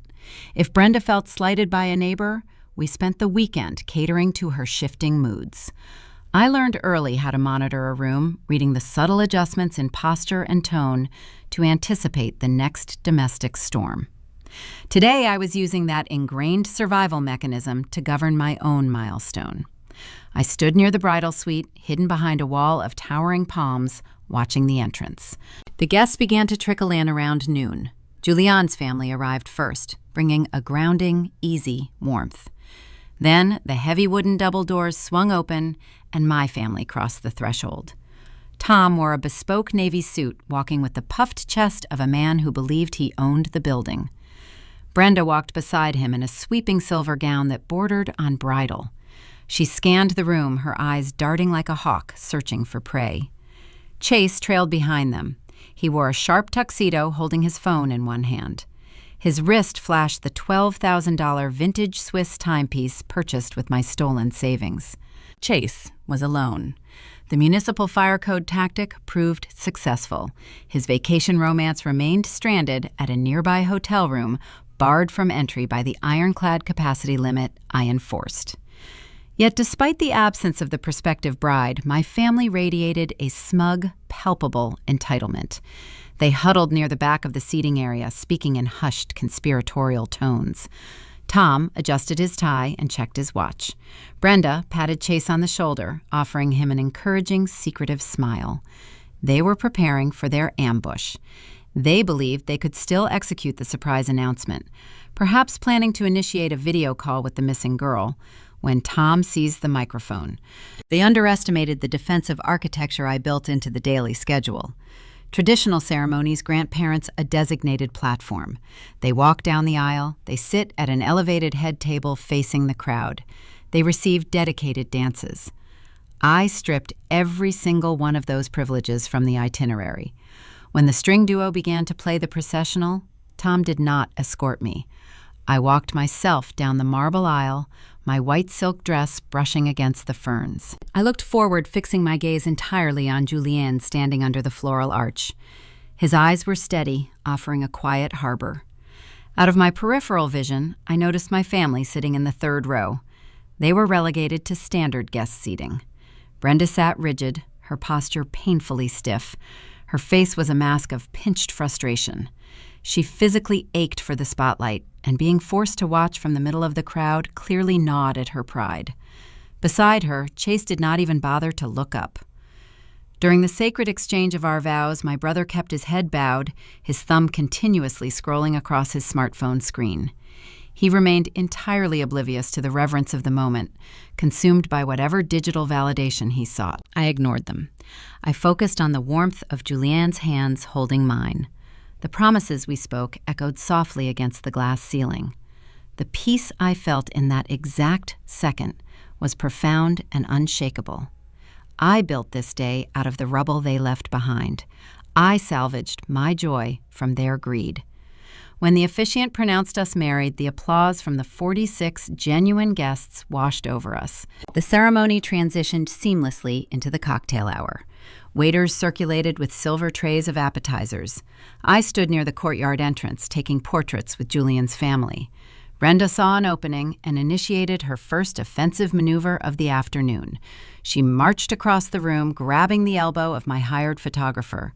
She pointed toward the far wall, demanding the lens capture an impromptu, staged portrait session of her, Tom, and Chase.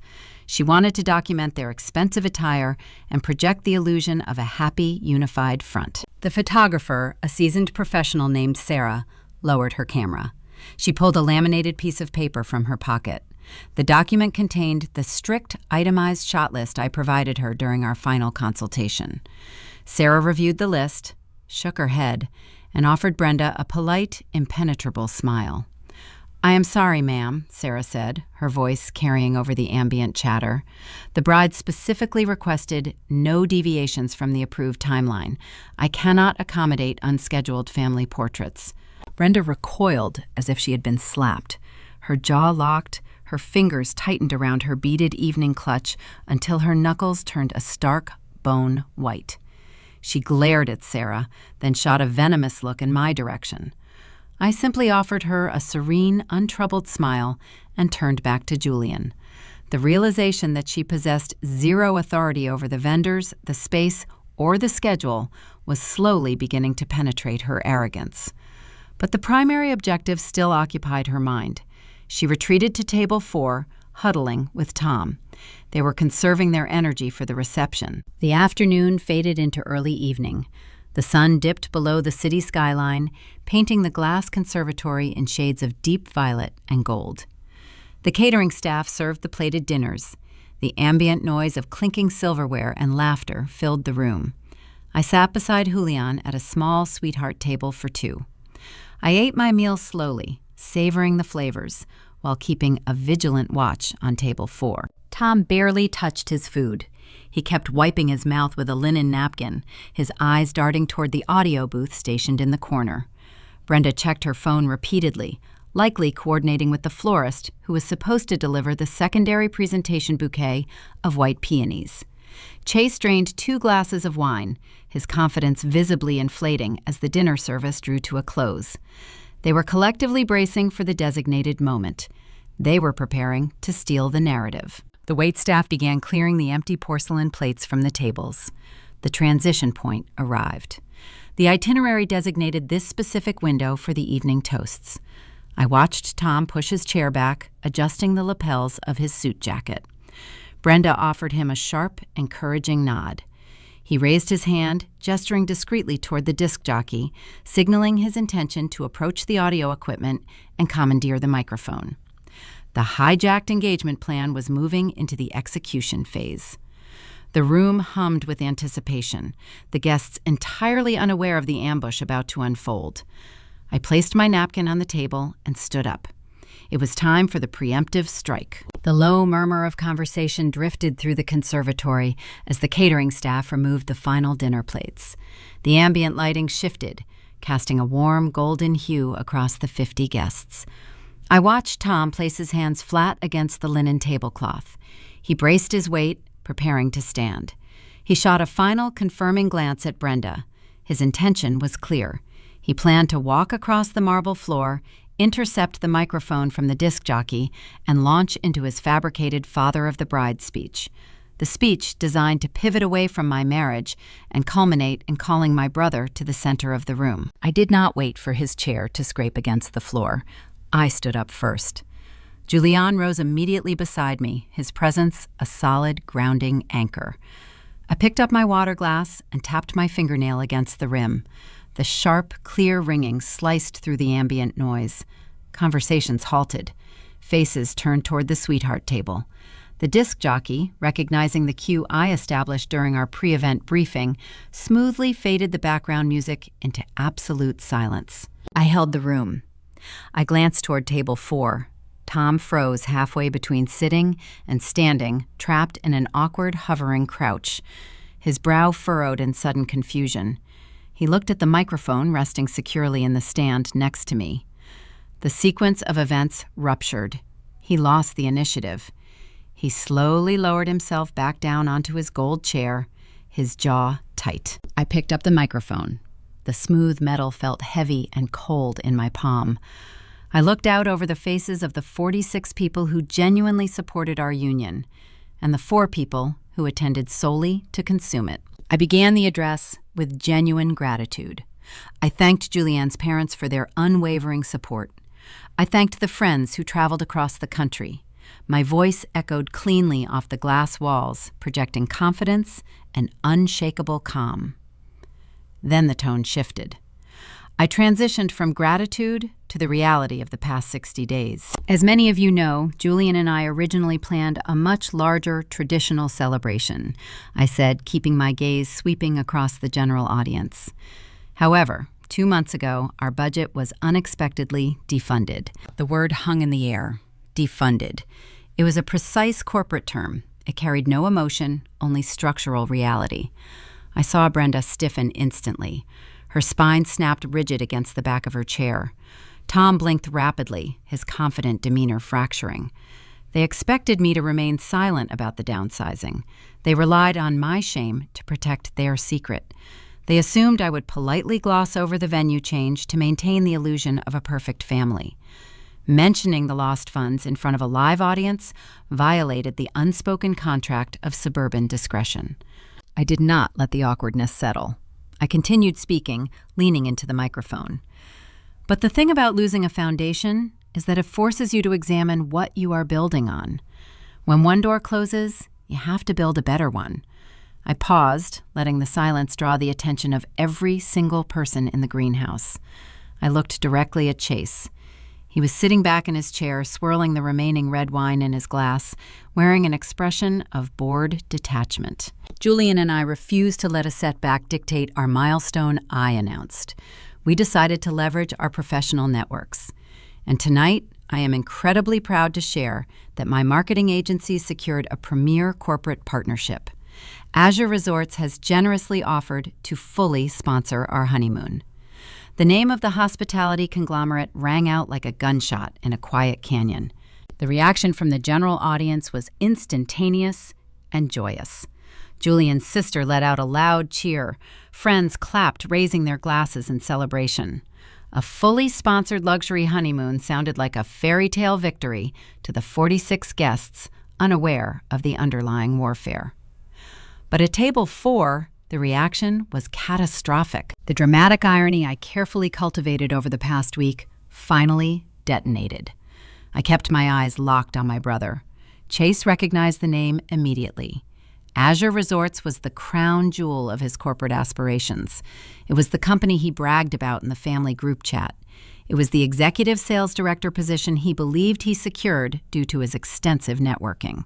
He knew exactly what the Azure brand represented. I watched the bored detachment vanish from his face, replaced by a raw, unshielded shock. His jaw literally dropped. The wine glass stopped swirling in his hand. The color drained from his cheeks, leaving him looking pale and suddenly very young beneath his expensive tuxedo.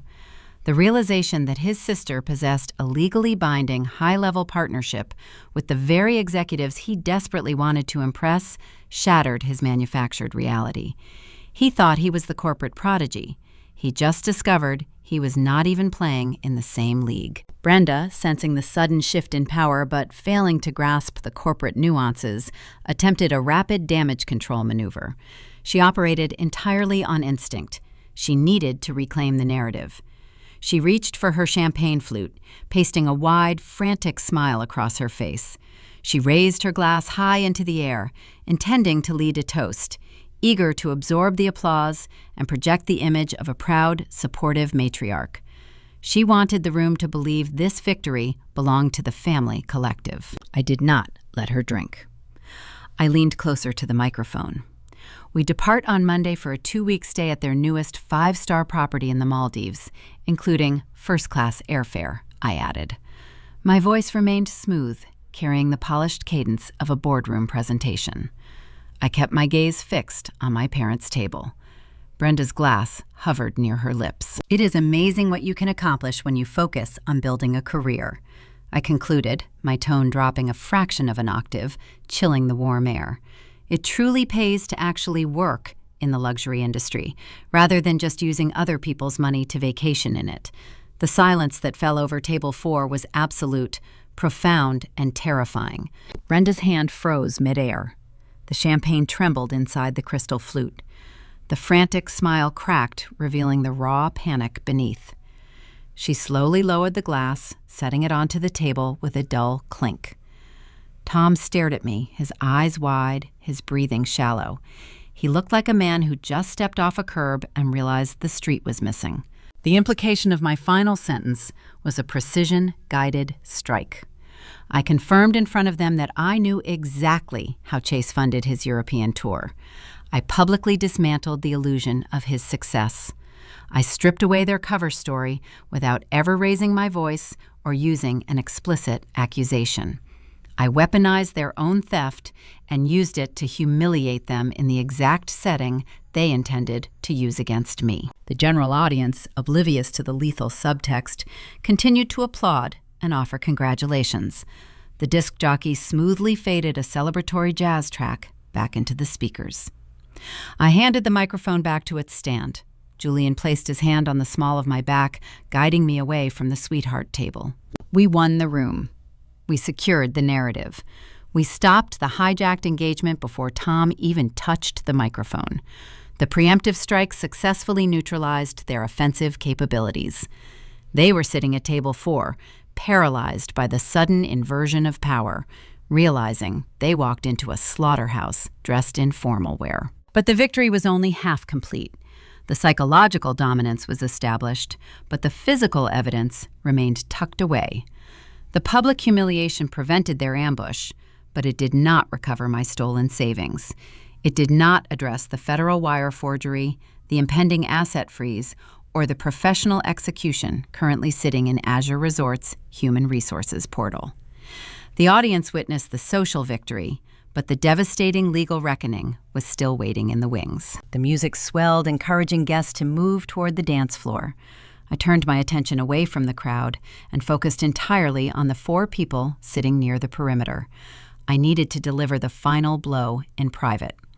The audience knew Leilani Anderson secured a corporate triumph, but when will she cross the marble floor and drop the final, devastating legal evidence directly onto their table? The upbeat tempo of a brass saxophone filled the Botanical Conservatory. The formal dinner service concluded, and the atmosphere shifted from structured dining to fluid celebration. Guests pushed their gold chairs back, migrating toward the dance floor or lingering near the cocktail bar. Laughter echoed against the glass ceiling, mingling with the sweet, heavy scent of blooming orchids. I stepped away from the sweetheart table, signaling Julian with a brief touch to his shoulder. He nodded, turning to speak with his aunt, providing me the solitary space required to finish the operation. I walked toward a small, decorative wooden credenza tucked behind a wall of ferns. My leather briefcase sat hidden beneath the lower shelf. I unlatched the dual brass locks. The metal mechanism clicked softly. I reached inside and extracted the thick manila folder. It contained 50 pages of forensic accounting, notarized legal demands, and printed digital footprints. The paper possessed a distinct, heavy physical weight. I held it against my side, smoothing the fabric of my white silk dress with my free hand, and turned my focus toward the perimeter of the room. Table 4 sat in a pocket of isolated tension. The surrounding tables were empty, their occupants drawn to the music, leaving my family marooned on an island of their own making. I navigated the marble floor, my heels clicking a steady, unhurried rhythm. As I approached, Chase stood up. His posture lacked the arrogant slouch he carried throughout the ceremony. His tuxedo jacket hung open, and his hands fidgeted with his smartphone. The revelation of the Azure Resorts partnership had fractured his corporate fantasy, leaving him scrambling for a foothold. "Leilani, hold on a second," Chase stammered, stepping forward to intercept my path. His voice carried a desperate, pleading pitch. "You know Marcus Sterling.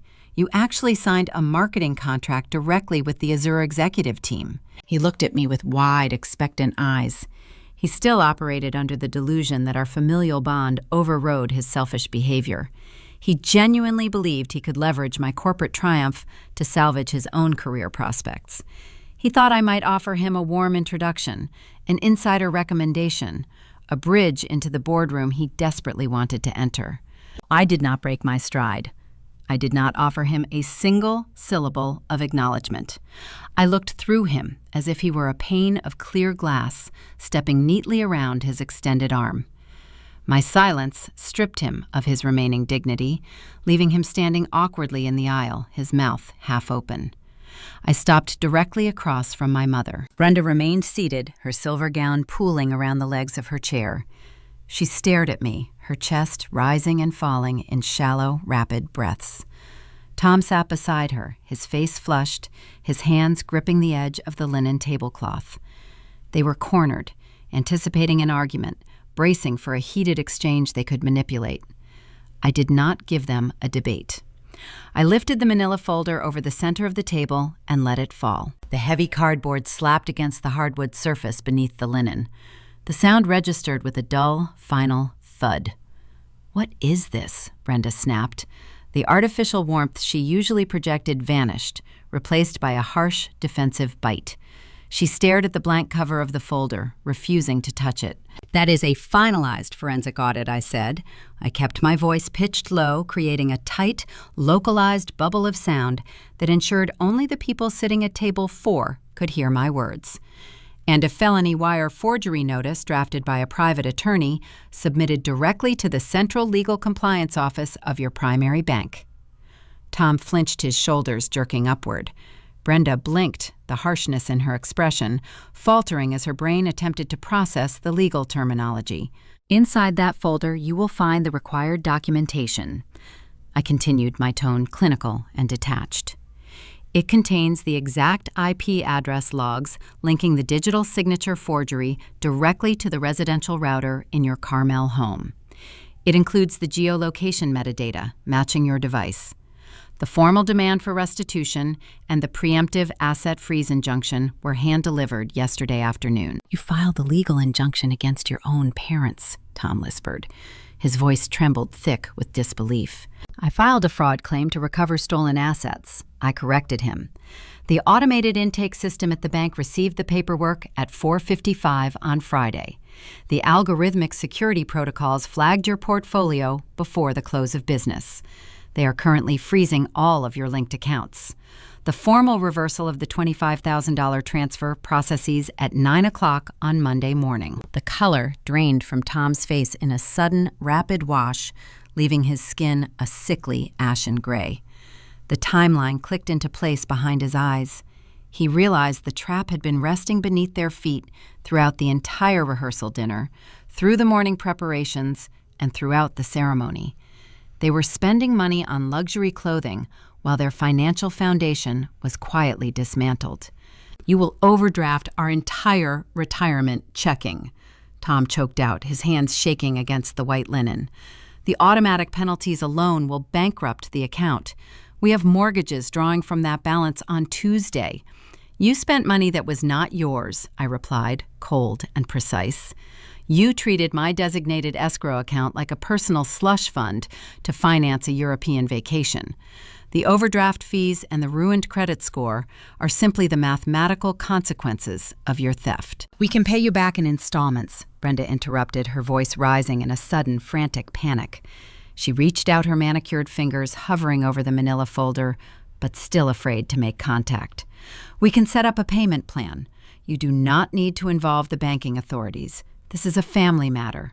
We can fix it privately." "This is no longer a family negotiation," I stated. My gaze remained fixed, unyielding. "You bypassed a 2-factor authentication protocol to move funds to an international vendor. That elevates the action. This is between you, the corporate fraud department, and the federal investigators now." The trap snapped shut, and the metal teeth buried themselves deep into their curated suburban reality. They sat frozen at the table, surrounded by the joyful noise of a wedding reception they intended to destroy. They realized they possessed zero leverage. They could not manipulate a forensic accountant. They could not gaslight a bank compliance officer. They could not charm their way out of a documented IP trace. The financial ruin they brought upon themselves was locked into a bureaucratic schedule, ticking down to Monday morning. I watched the realization of their destruction settle over them. The arrogance they carried into the Botanical Conservatory dissolved, replaced by the hollow, suffocating dread of impending consequences. The fiscal reckoning was delivered. The money was secured. But the folder resting on the table only addressed the theft of my budget. The financial strike neutralized Brenda and Tom, leaving 2 significant pieces of unfinished business lingering in the humid air of the greenhouse. Chase was still standing a few feet away, listening to the destruction of his parents' retirement accounts, slowly comprehending the severity of the situation. He still harbored the illusion that his own future remained intact, and Brenda still harbored the secret, ruined ambition of her hijacked engagement announcement. The parents were ruined financially, but the psychological warfare required a definitive conclusion. I needed to address the attempted ambush, and I needed to deliver the final professional verdict to the golden child. How does a bride systematically dismantle an entitled brother's corporate future while standing in the middle of her own reception? The gravity of the financial injunction pinned Brenda and Tom to their gold chairs. The manila folder rested between them on the white linen, an undeniable monument to their ruin. I watched Tom drag a hand across his forehead, his skin slick with a sudden cold sweat. Brenda stared blankly at the centerpiece, her silver gown offering no protection against the bureaucratic machinery grinding her social standing into dust. Chase, however, lacked the maturity to recognize when a battle was fundamentally lost. He stepped forward, inserting himself into the space between the table and me. He squared his shoulders, attempting to project physical intimidation. His face flushed a dark, angry red. The shock of my corporate partnership with Azure Resorts had worn off, replaced by the volatile, unpredictable rage of a spoiled child denied a toy. "You cannot do this," Chase hissed. He kept his voice low, but the vibration of his anger was palpable. "You cannot weaponize the legal system against your own blood. We are family. You are destroying Mom and Dad over a misunderstanding." I looked at him. I examined the precise cut of his tailored tuxedo jacket. I noted the silk pocket square. I looked at the $12,000 vintage Rolex strapped securely to his wrist. He stood before me, draped in luxury, purchased entirely with the savings I earned from late-night corporate negotiations and early morning client pitches. He was demanding family loyalty while wearing the physical manifestation of my stolen labor. I did not retreat. I leaned in, closing the physical distance between us until I could smell the expensive cologne he bathed in before leaving his hotel room. "Speaking of family secrets," I whispered, ensuring the quiet intimacy of my voice carried a lethal, chilling edge. "Let us talk about the other misunderstanding you orchestrated for tonight." Brenda flinched, her head snapping up. The sudden movement betrayed her underlying panic. "I know about the secondary presentation bouquet of white peonies." I continued shifting my gaze from Chase to Brenda holding her panicked stare. "I know about the timeline you secretly coordinated with the floral designer. I know about the surprise announcement you planned to execute the moment Tom commandeered the microphone." Brenda gasped. The sound was sharp, a desperate intake of air as the oxygen seemed to vanish from her lungs. She raised a trembling hand to her mouth, her manicured nails digging into her own cheek.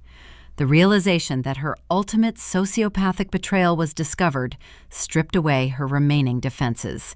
She realized I knew the depth of her cruelty. She intended to steal my venue, my catering, and my milestone to launch her golden child into his new life. And she realized I let her sit in the greenhouse all afternoon, waiting for a moment that was never going to arrive. "You tried to hijack my reception to announce an engagement," I said, turning my focus back to Chase. He swallowed hard, his Adam's apple bobbing against his stiff white collar.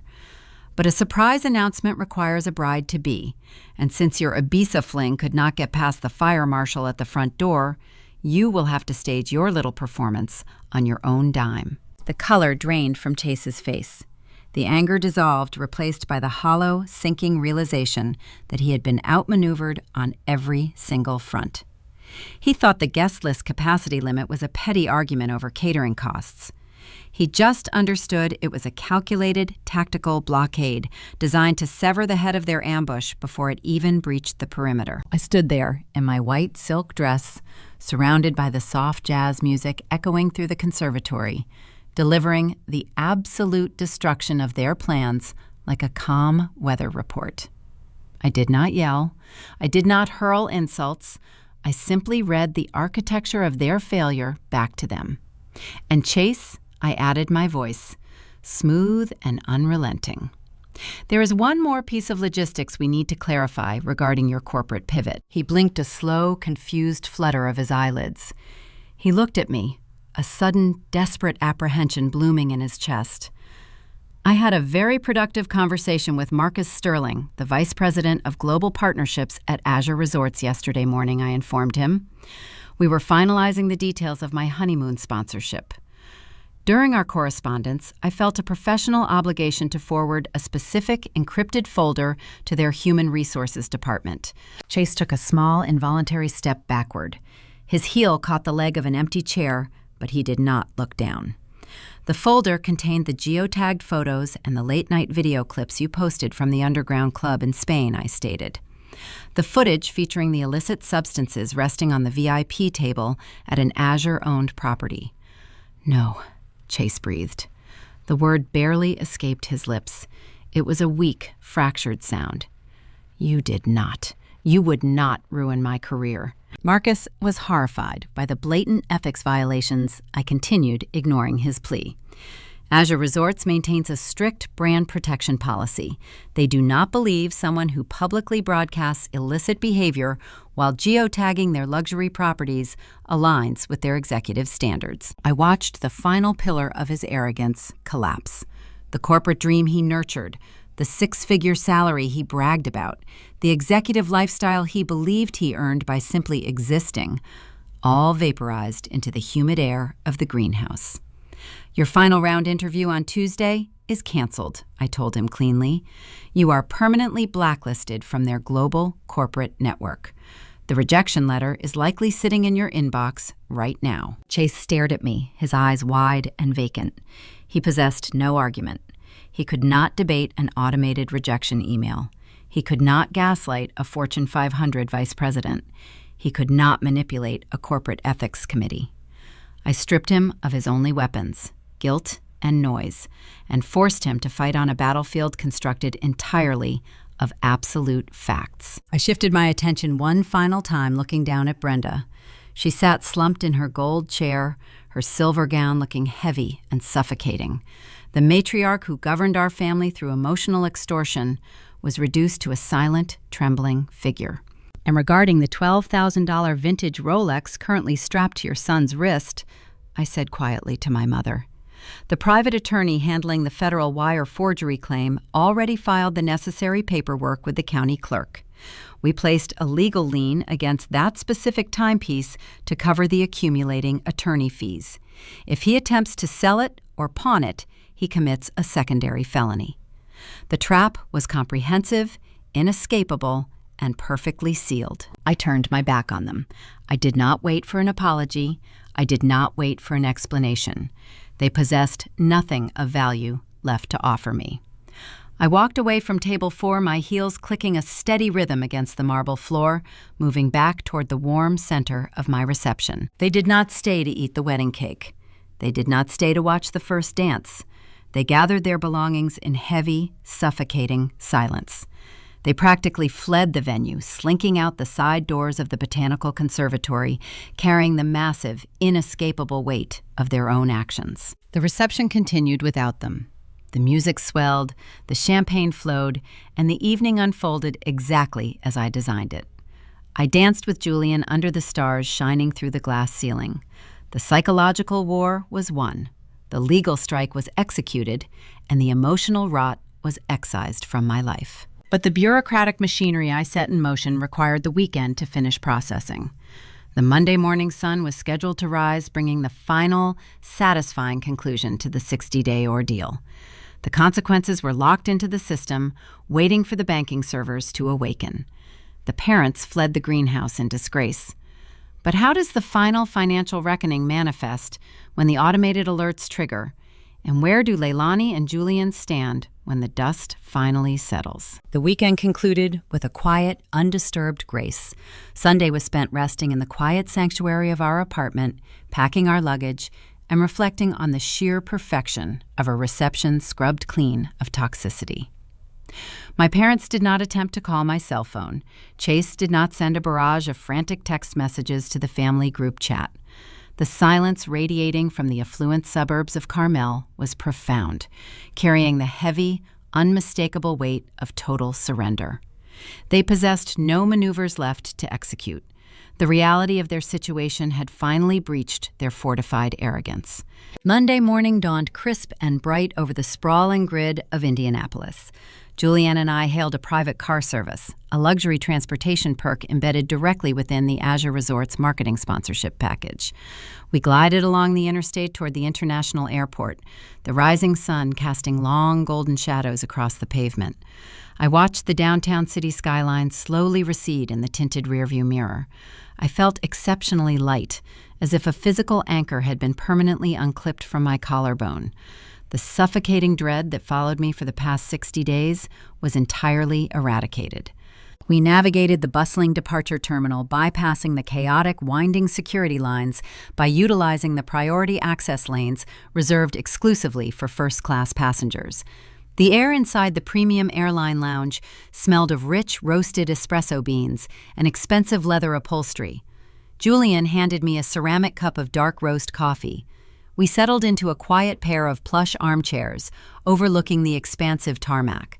Vast commercial jets taxied along the concrete runway, their silver wings gleaming under the morning light. I set my coffee down on the glass table and glanced at the digital clock resting on the departure flight monitor.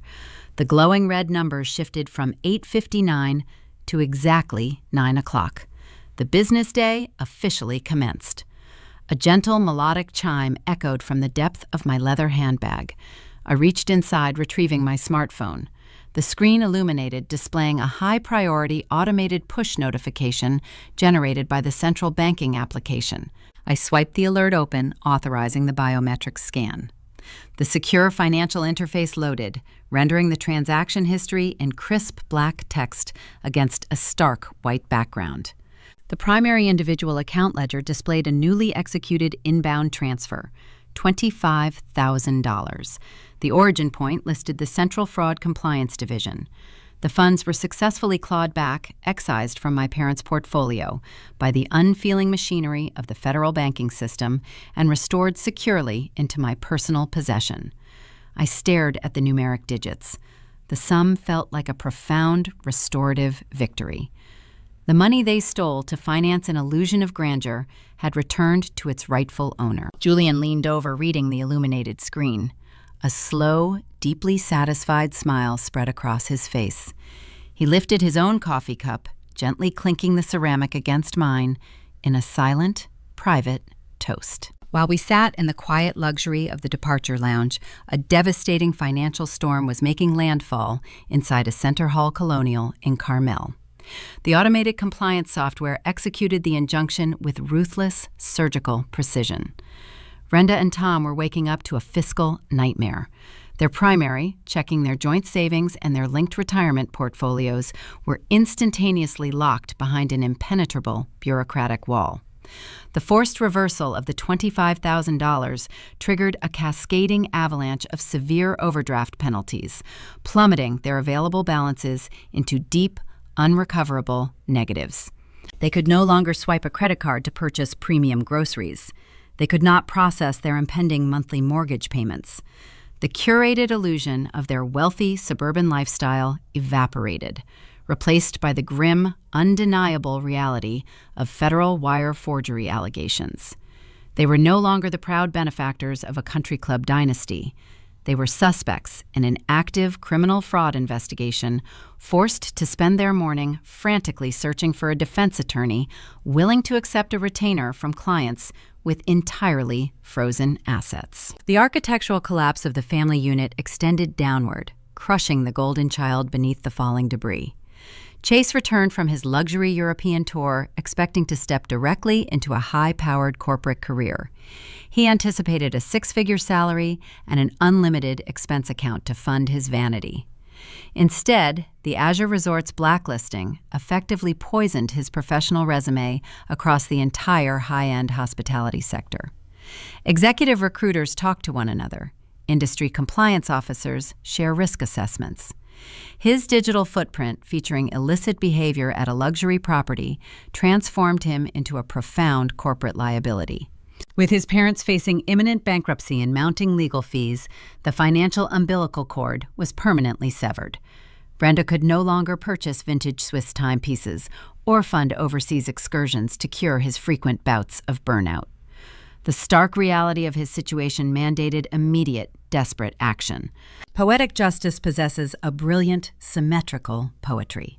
As Julian and I gathered our carry-on luggage to board our flight, we walked past the sprawling row of budget vehicle rental counters illuminating the lower level of the terminal.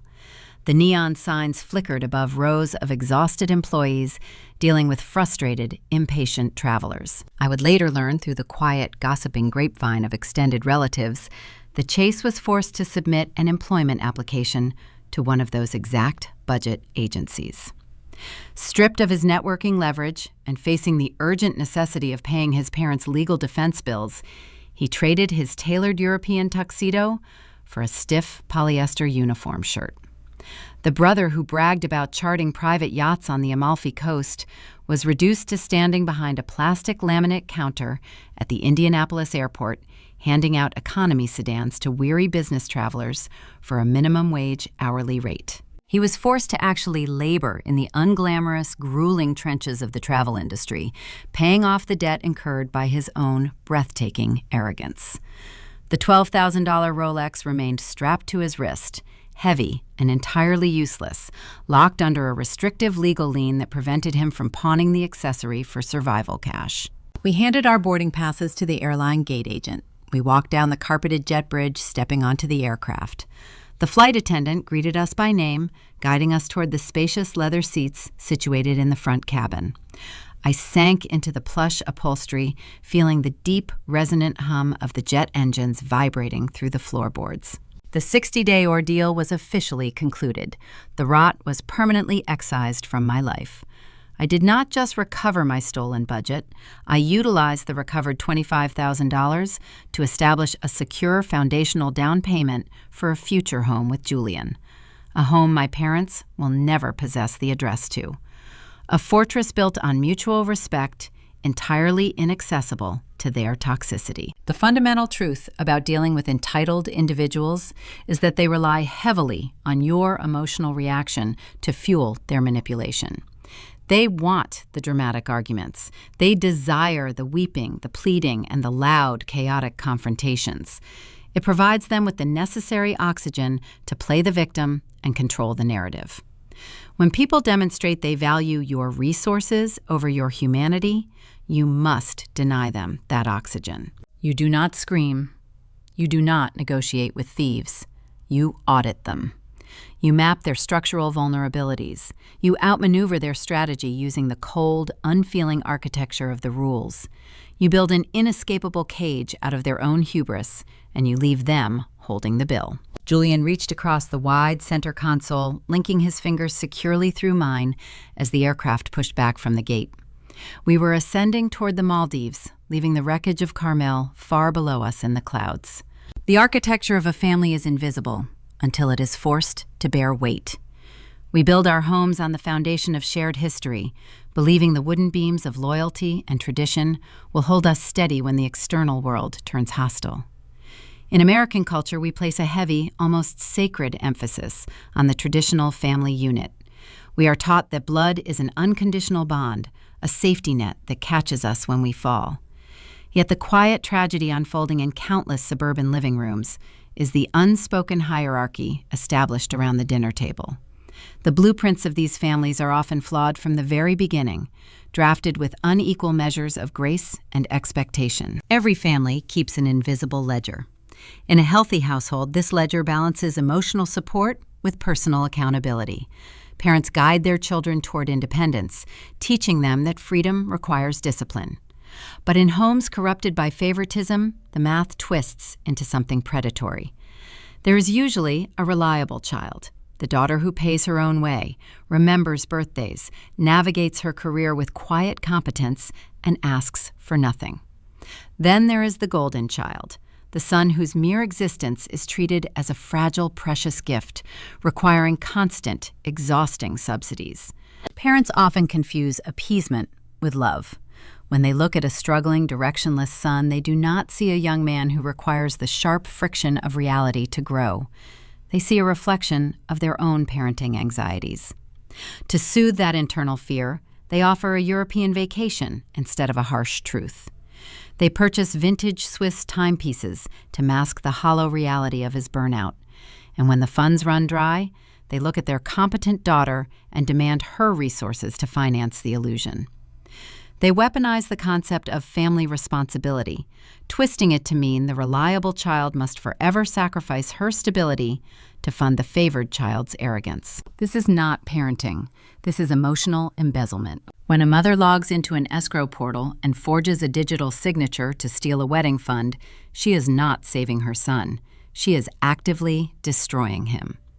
True family responsibility requires the courage to let a child fail. It demands a rigorous, unyielding honesty. A father must possess the moral fortitude to look at his son and tell him that his lack of direction is his own problem to solve.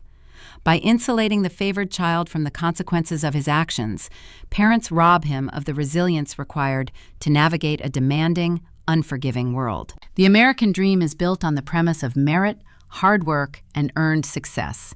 Yet inside the walls of these toxic households, parents construct a fragile aristocracy. They teach the golden child that the rules of gravity do not apply to him. He learns to view the world as a buffet prepared exclusively for his consumption. He walks through life believing his sister's bank account, his client's boardroom, and his partner's patience are infinite resources. But the real world does not honor manufactured royalty. The real world eventually hands you a polyester uniform and places you behind a budget rental car counter. Shielding a child from reality does not prevent the fall. It merely ensures the impact will be devastating when the ground finally rushes up to meet them. On the other side of that dynamic sits the reliable child carrying the crushing weight of unspoken expectations. She internalizes the dangerous lesson that her worth is measured entirely by her utility. She learns to minimize her own needs, downsizing her dreams to accommodate the manufactured crises of her sibling. She is told that true family loyalty means accepting a backyard barbecue, while her brother charters private yachts. But loyalty should never resemble a hostage situation. In a functional, traditional structure, parents celebrate competence rather than penalizing it. They recognize that a daughter's hard-earned savings represent her autonomy, her discipline, and her future. When parents look at those savings and see only a slush fund for their favored son, they shatter the foundational trust that makes a family functional. They force the reliable child into a terrible, solitary realization. She discovers that the only way to protect her future is to build a fortress, lock the door, and let the enablers drown in the debt of their own making. We are taught to revere our parents, to seek their blessing, and to keep the family intact at all costs. But emotional awareness requires us to recognize when the cost of admission becomes too high. It requires the profound, often painful maturity to understand that you cannot heal a dynamic that the architects refuse to fix. Sometimes, the most responsible action a daughter can take is to step away from the table entirely. She must stop engaging in screaming matches, stop pleading for fairness, and simply utilize the cold, unfeeling boundaries of the law and logic to protect her peace. This silent warfare plays out in quiet neighborhoods and sprawling estates every single day. We watch the competent siblings quietly pay the toll for the golden child's arrogance, hoping the sacrifice will finally earn them a measure of genuine respect. If you have ever recognized yourself in the quiet strength of the reliable daughter, or if you have ever had to use cold, unyielding boundaries to protect your own future from the people who were supposed to guard it, you are not alone in this fight. Welcome to Aura Vengeance. We explore the hidden fractures of family dynamics, the psychology of entitlement, and the quiet, undeniable power of standing your ground. We believe in the strength of paper trails over empty promises. Drop a comment sharing your own journey of setting boundaries, and hit subscribe to join a community that values the receipts over the rhetoric. When the dust settles and the bank accounts freeze, a lingering silence replaces the chaos. You sit in a quiet room, or perhaps in a leather seat on a flight across the ocean, and you realize the true tragedy of the ordeal. The victory brings peace, but it also brings a haunting clarity. You look back at the empty chairs left behind at holiday dinners and the unanswered text messages fading on a screen. You wonder if they ever truly saw you, or if they only saw what you could provide. You build your own table, wide and sturdy, filling it with people who value your humanity over your resources. Yet somewhere in the back of your mind, the question remains suspended in the quiet air. If we are defined by the families we come from, who do we become the moment we finally decide to leave them behind?